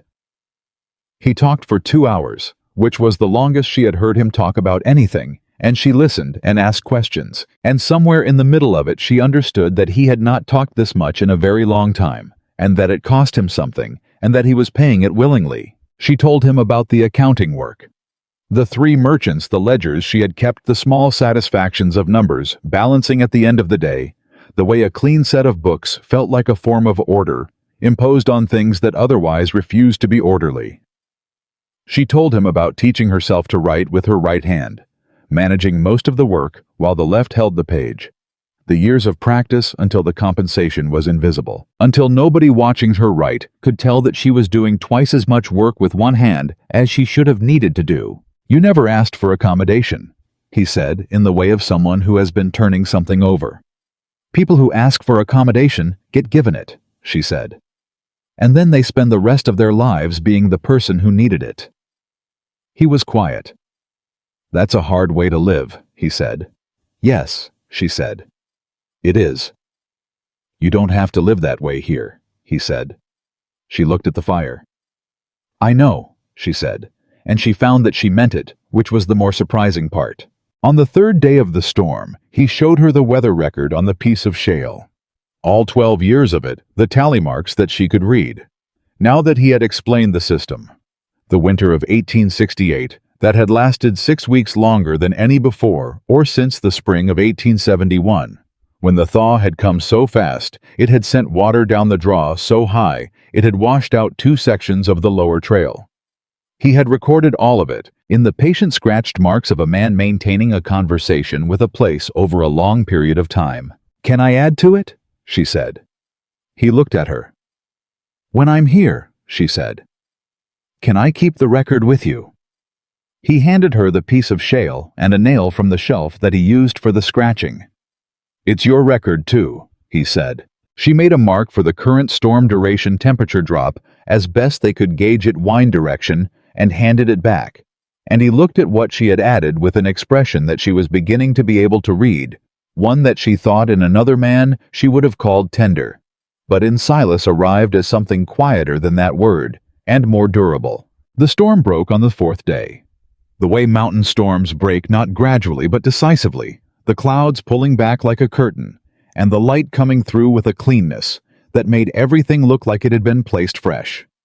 The temperature was still serious, but the wind was gone, and the sky was the particular blue that existed only at altitude after serious weather. Silas went out to check the traps on the near line, and she went with him.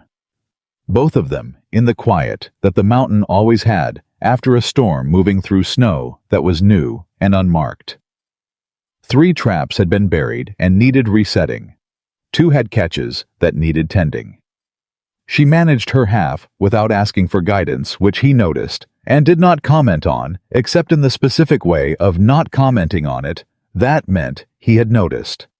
On the way back to the cabin, she stopped. She had seen something in the snow at the edge of the clearing. Not tracks, something deliberate.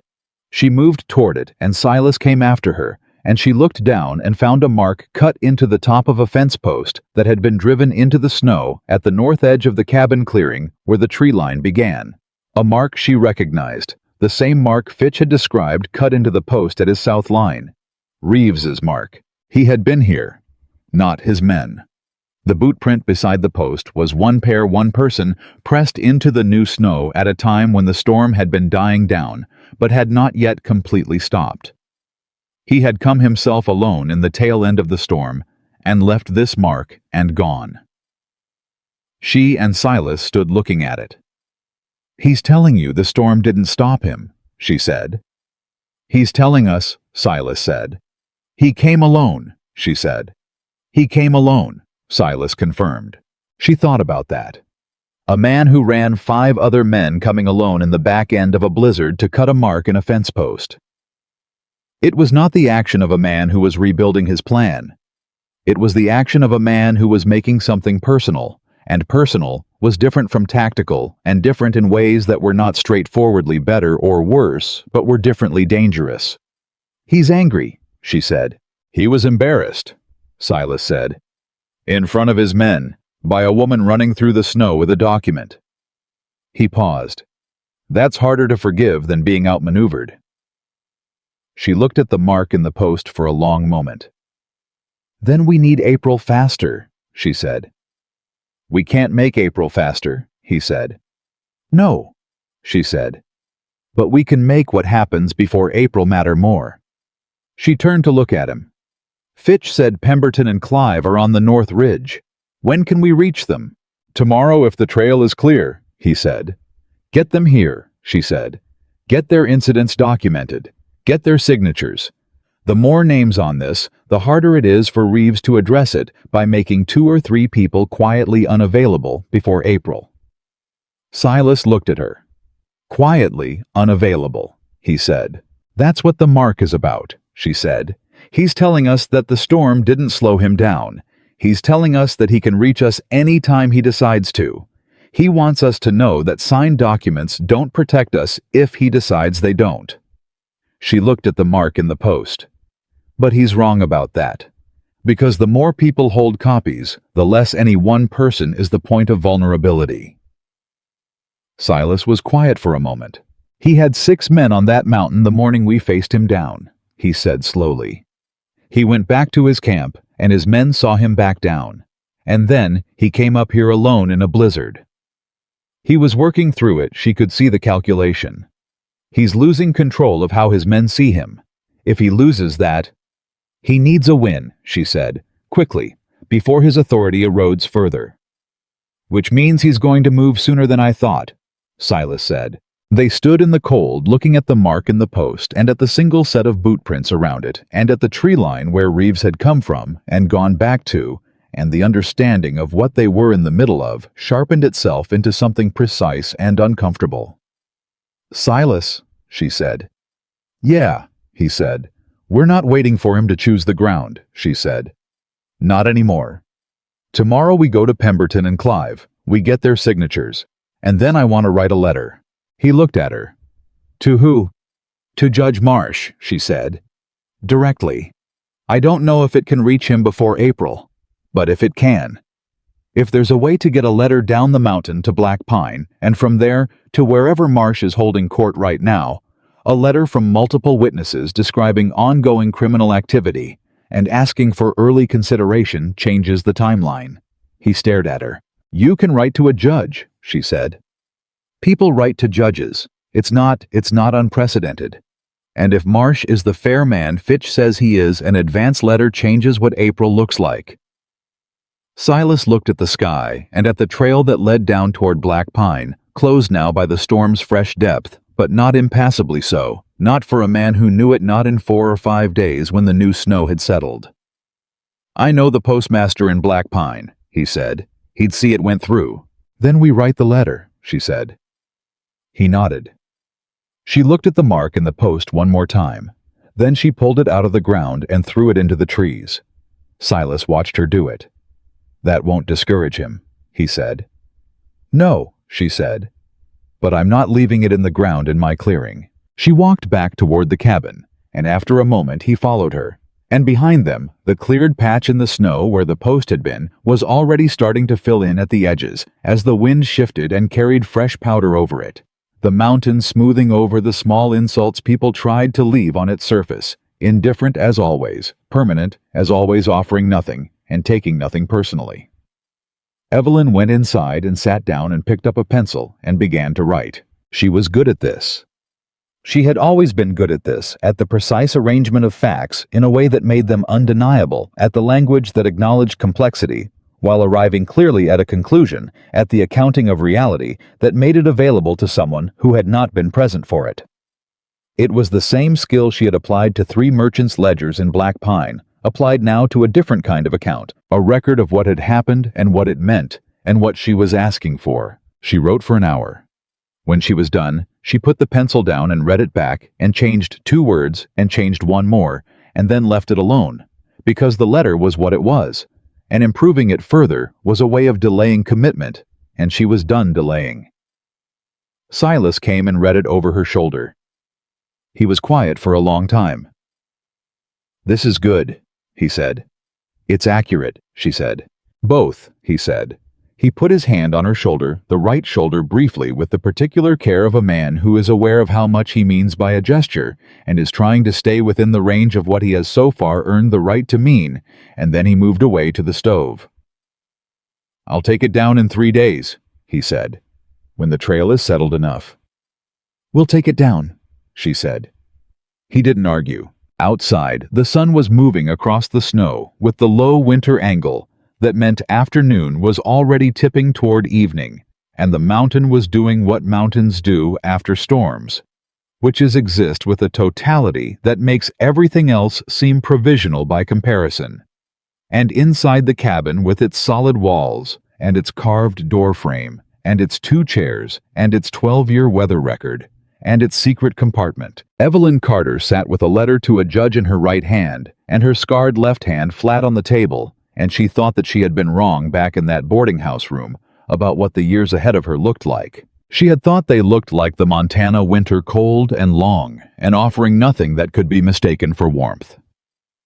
She had been right about the cold. She had been right about the length. She had been wrong about the warmth.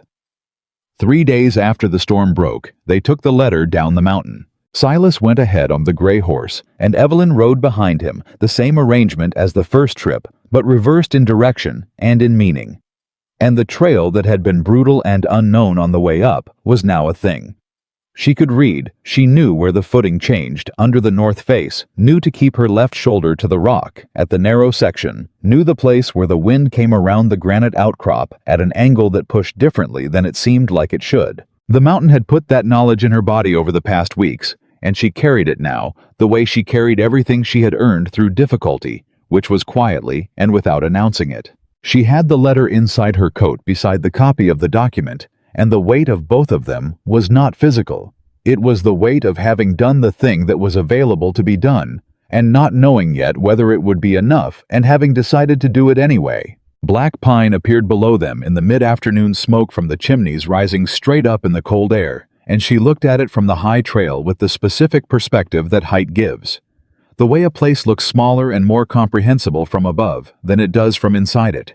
And she thought about the last time she had seen it from the back of the gray horse in the dark before dawn, riding away from it with 1 bag and no certainty and nothing to go toward except the word of a man she had known for less than a day. She had not looked back.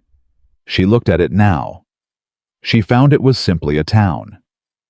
Cold and small and occupied by people who had their own weights to carry and their own blindnesses to contend with, and it had very little power over her from up here at this angle with this view. They rode in through the north end of town, and Silas went directly to the post office, which was a small frame building beside the general store.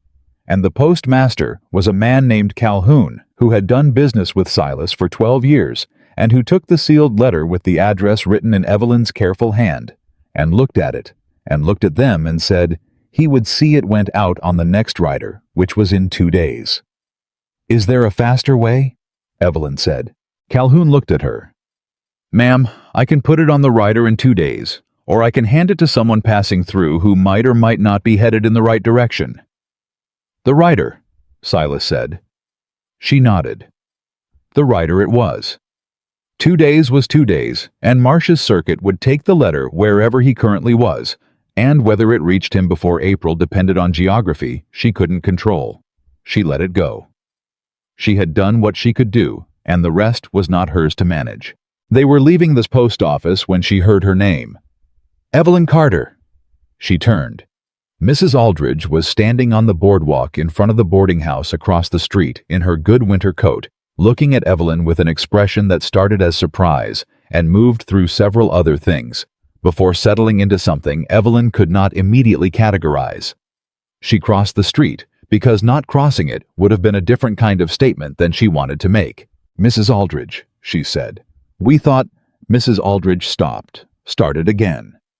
"We didn't know what had happened to you. You were just gone one morning and your room was—" "I left a month's rent on the desk," Evelyn said. "You did," Mrs. Aldridge said. "Yes, but no note." "There wasn't much to say," Evelyn said. Mrs. Aldridge looked at her face and her coat, and the way she was standing, which Evelyn was aware had changed in some way she couldn't precisely describe, but that other people could apparently see. "You look," Mrs. Aldridge said, and then closed her mouth around whatever the end of that sentence was going to be. Silas came up beside Evelyn. Mrs. Aldridge looked at him and then back at her. "Mrs. Boone now," Evelyn said, which was the first time she had said it to someone from her previous life, and it felt different than she expected, not like a claim, but like information. A simple, true thing. Mrs. Aldridge was quiet for a moment.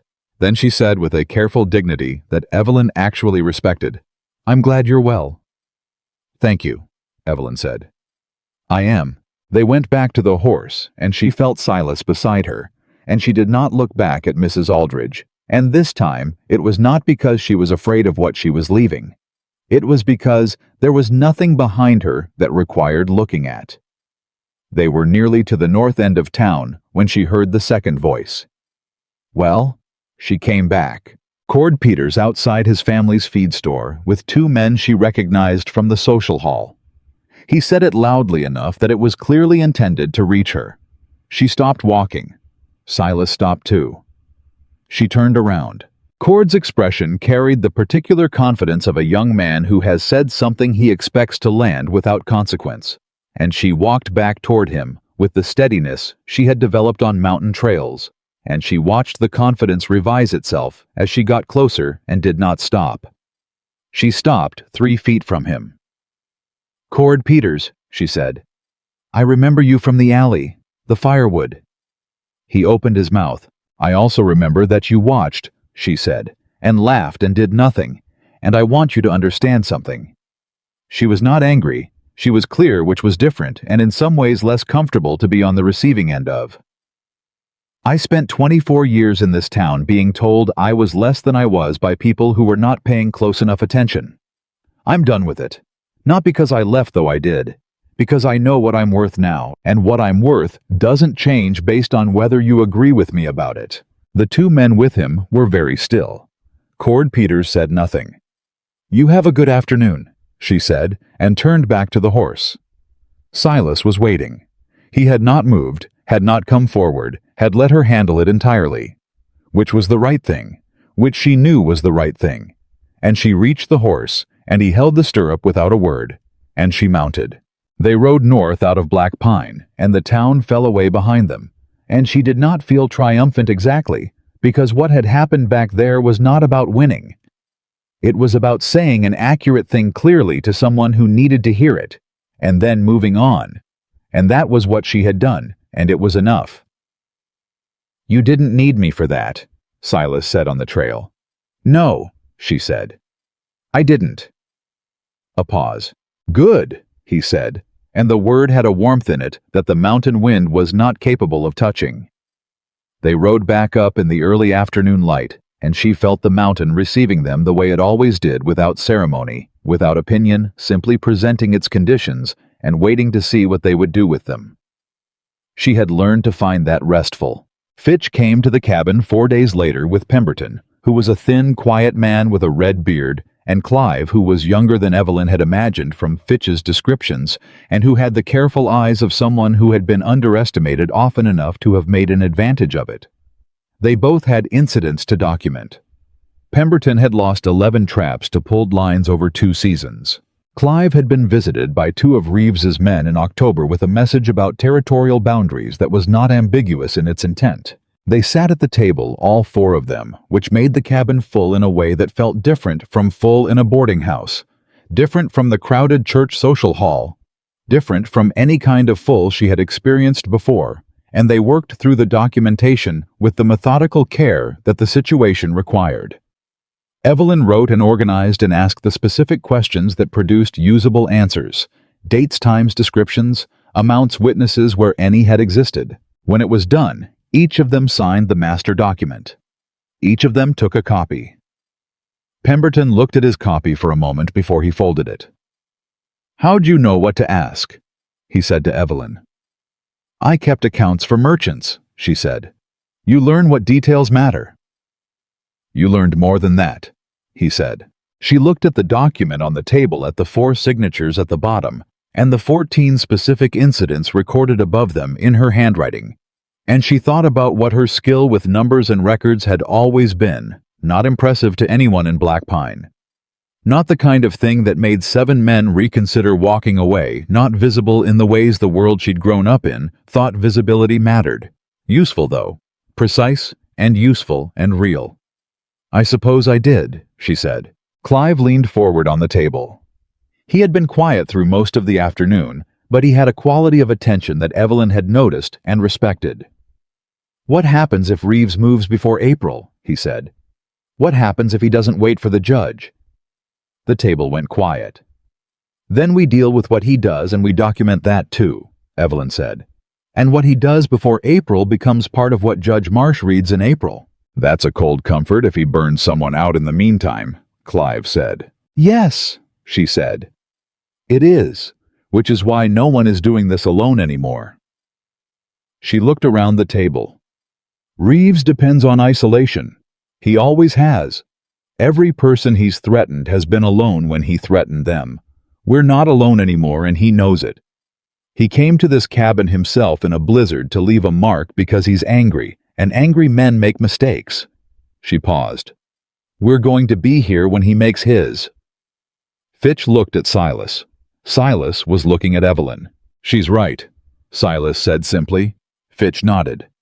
"All right then." They stayed for supper and left before dark, Pemberton and Clive heading east toward the ridge where their lines ran. Fitch going west toward his camp. All of them carrying copies of something that had not existed 3 weeks ago, when Cade Reeves had stood in a clearing with 5 men and believed he was dealing with an isolated man and a woman who didn't matter. The cabin was quiet after they left.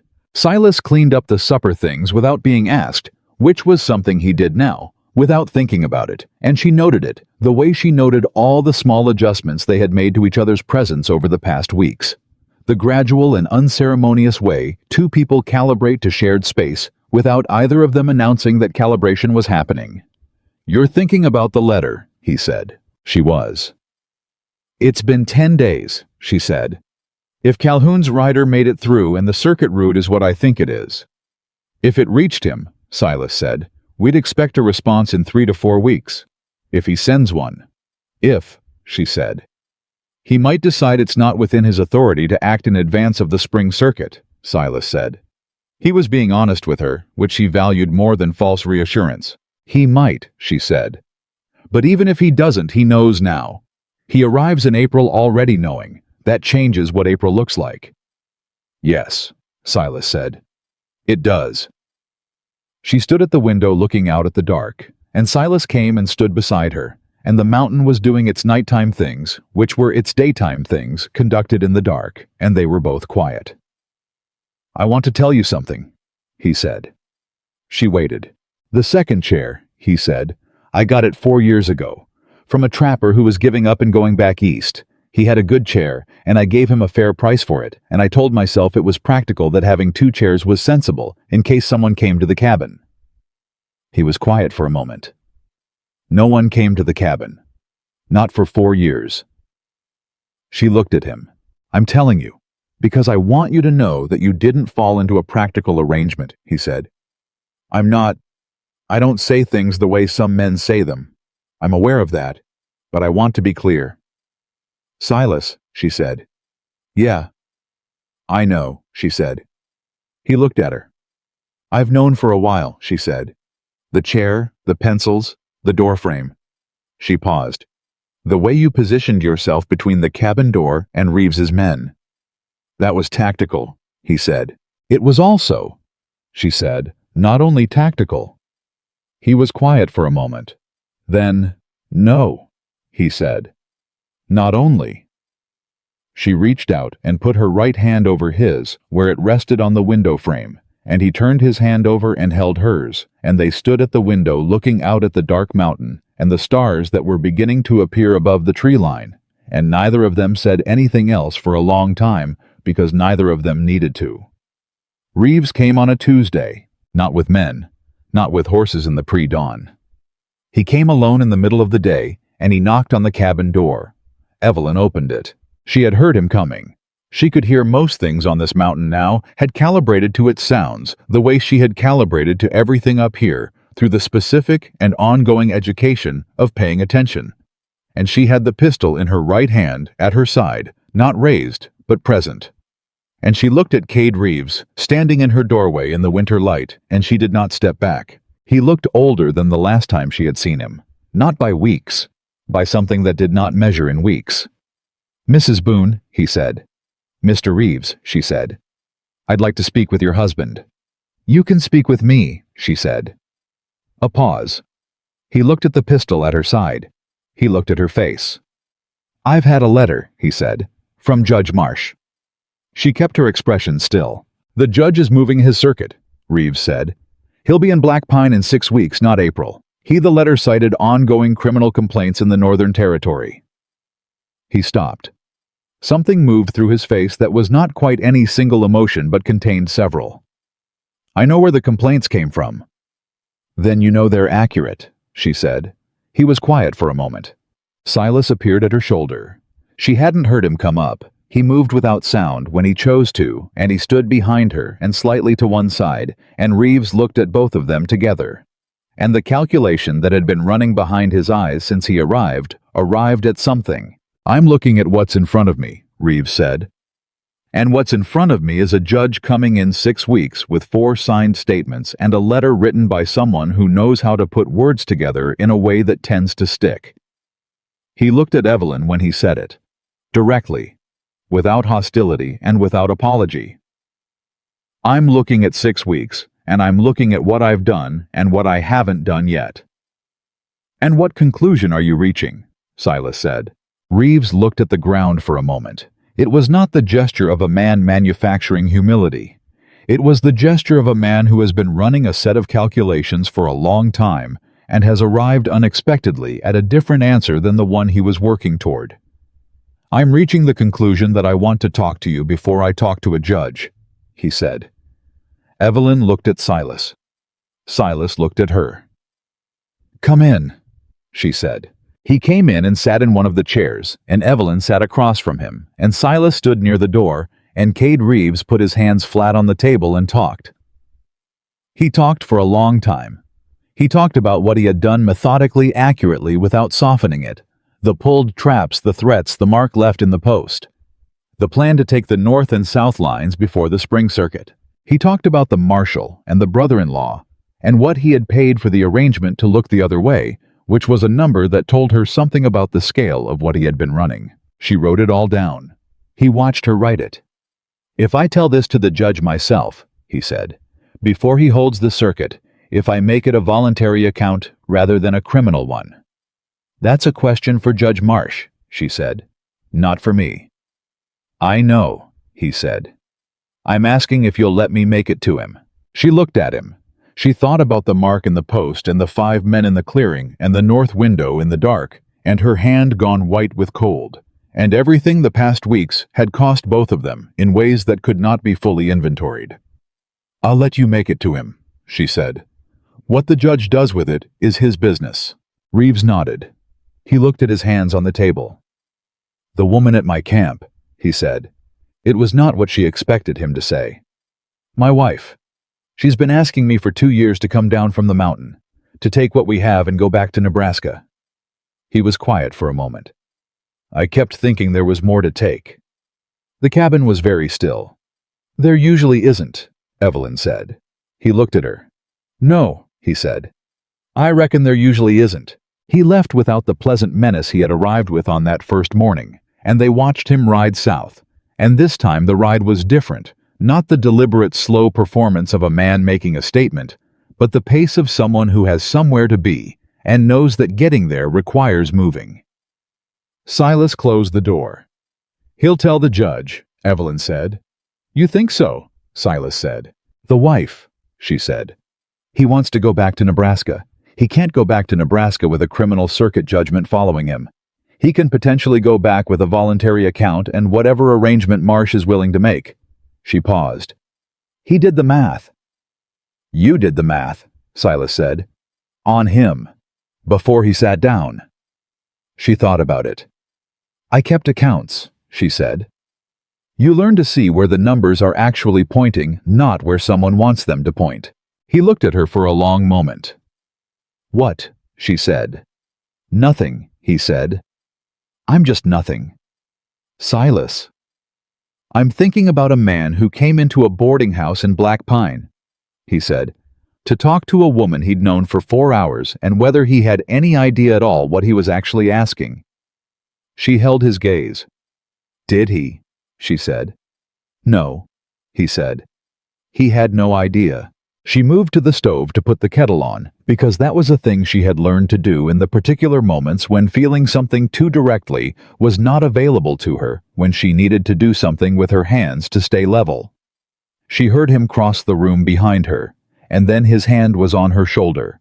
The right one, the way he touched her carefully with the awareness of a man who does not take the privilege of touch for granted. And she turned and looked at him. "Right back to your sister," she said. He blinked. "You've been thinking about it," she said. "Since the night I mentioned it.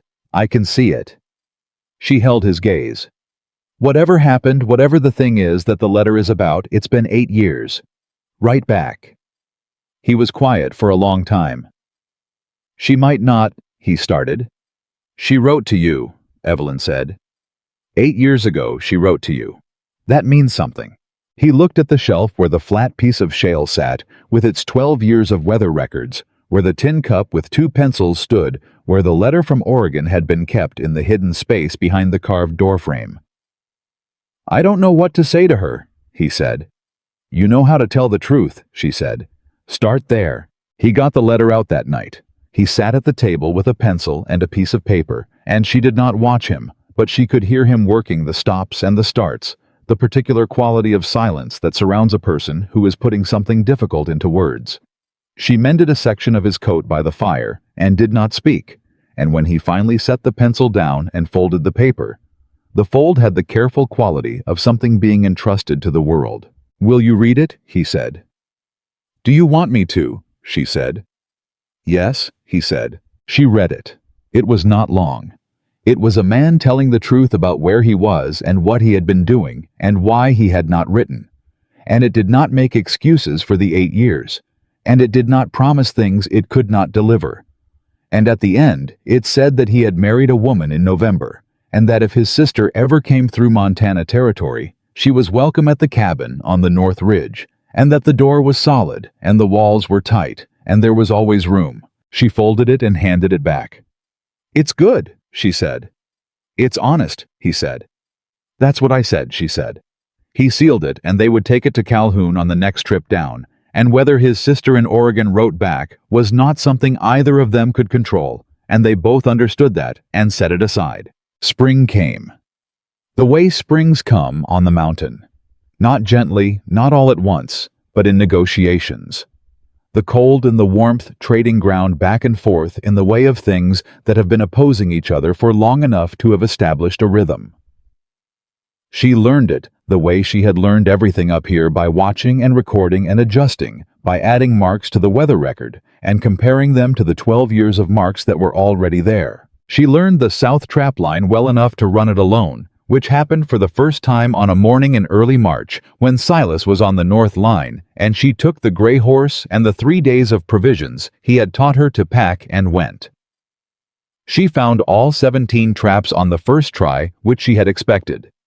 She repaired 2 that had been damaged by weather, and reset 1 that had been tripped by something too clever by half, which she had also expected. What she had not expected was the morning of the 3rd day, standing at the highest point of the south line, where the view opened out over the whole of the lower range, the mountains going blue and white and gray in every direction, and the sky doing what the sky did up here at altitude, which was everything, and too much of it all at once. She stood there for a long time. She thought about 9 years old, and a barn fire, and a doorway, and a choice made, without choosing the way some choices arrive too fast for deliberation.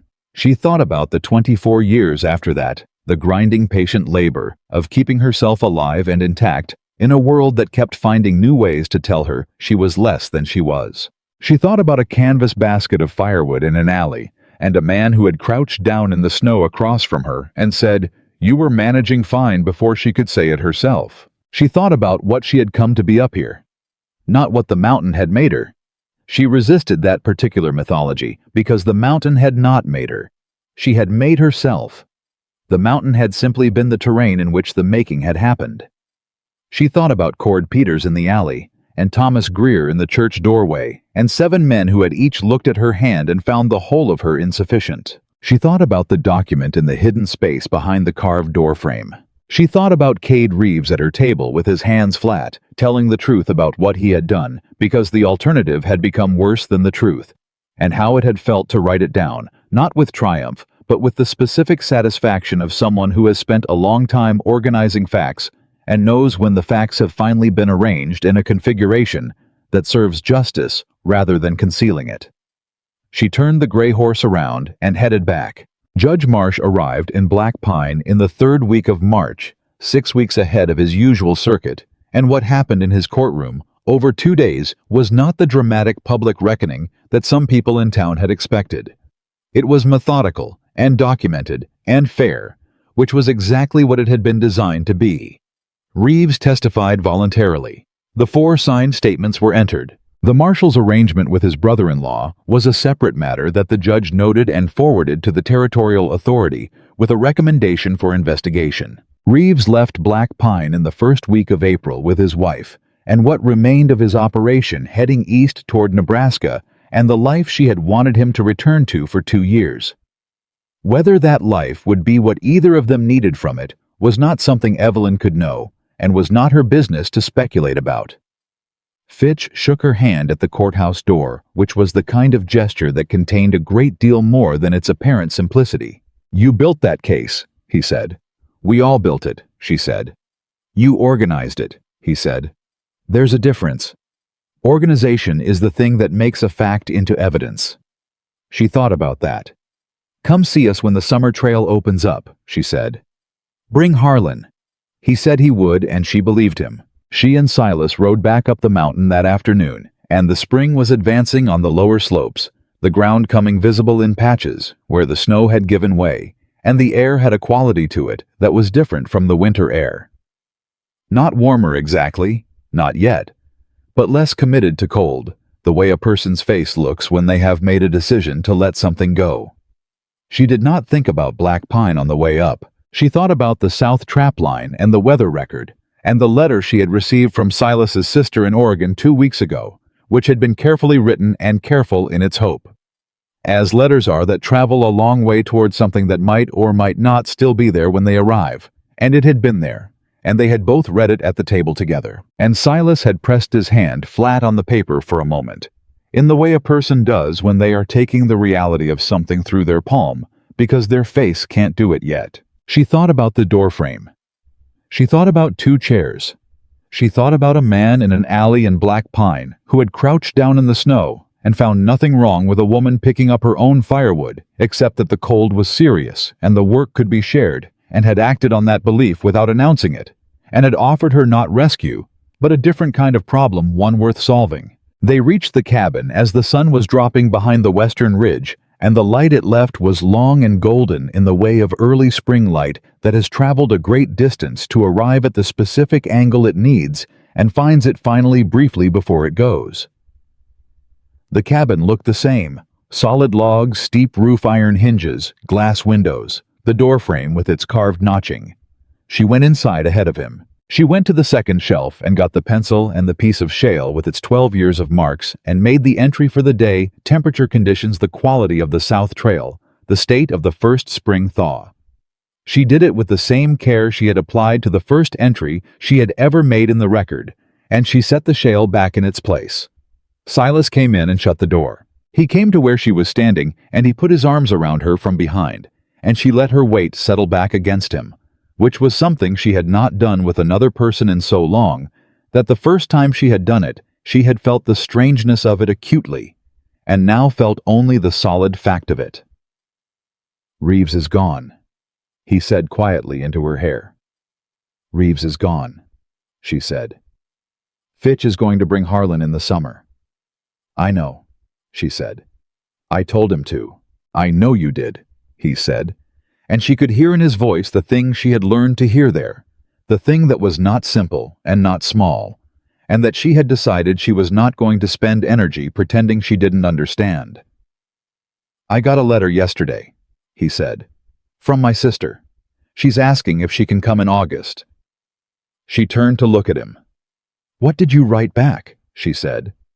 "I said yes," he said. She put her hand on his face, the right one, and he held it there with his, and she thought of all the things that had happened to bring her to this specific location. Not the mountain, not this cabin, but this. And she found that the accounting of it when she did it honestly was not a ledger of losses, with a small gain at the end. It was something more complex than that. It was a record of a person discovering slowly, and at considerable cost, what she was actually made of, and then finding a place where that material was exactly what was required. "August is good," she said. "August is good," he agreed. Outside the mountain, did what it had always done, what it would keep doing long after all of them were gone. It held its ground, indifferent and enormous and honest, in the way that only permanent things can afford to be, asking nothing and offering everything to those who were willing to learn its language. 7 men had looked at Evelyn Carter and seen damage. 1 man had looked at her and seen something that the mountain confirmed every single day. In the end, nobody in Black Pine remembered the names of the 7. They remembered the mountain man who rode through a blizzard to choose her, and the woman who learned to read snow and run trap lines and write legal testimony and save a man from freezing and build a life out of the raw material of courage, the kind that doesn't announce itself, that shows up quietly and picks up the firewood and keeps moving. That was the woman Silas Boone had seen in the alley. That was the woman she had always been. She just needed ground solid enough to stand on to finally prove it to the world, and most importantly to herself. A person's scars are not proof that they are broken. They are proof that they chose to stay.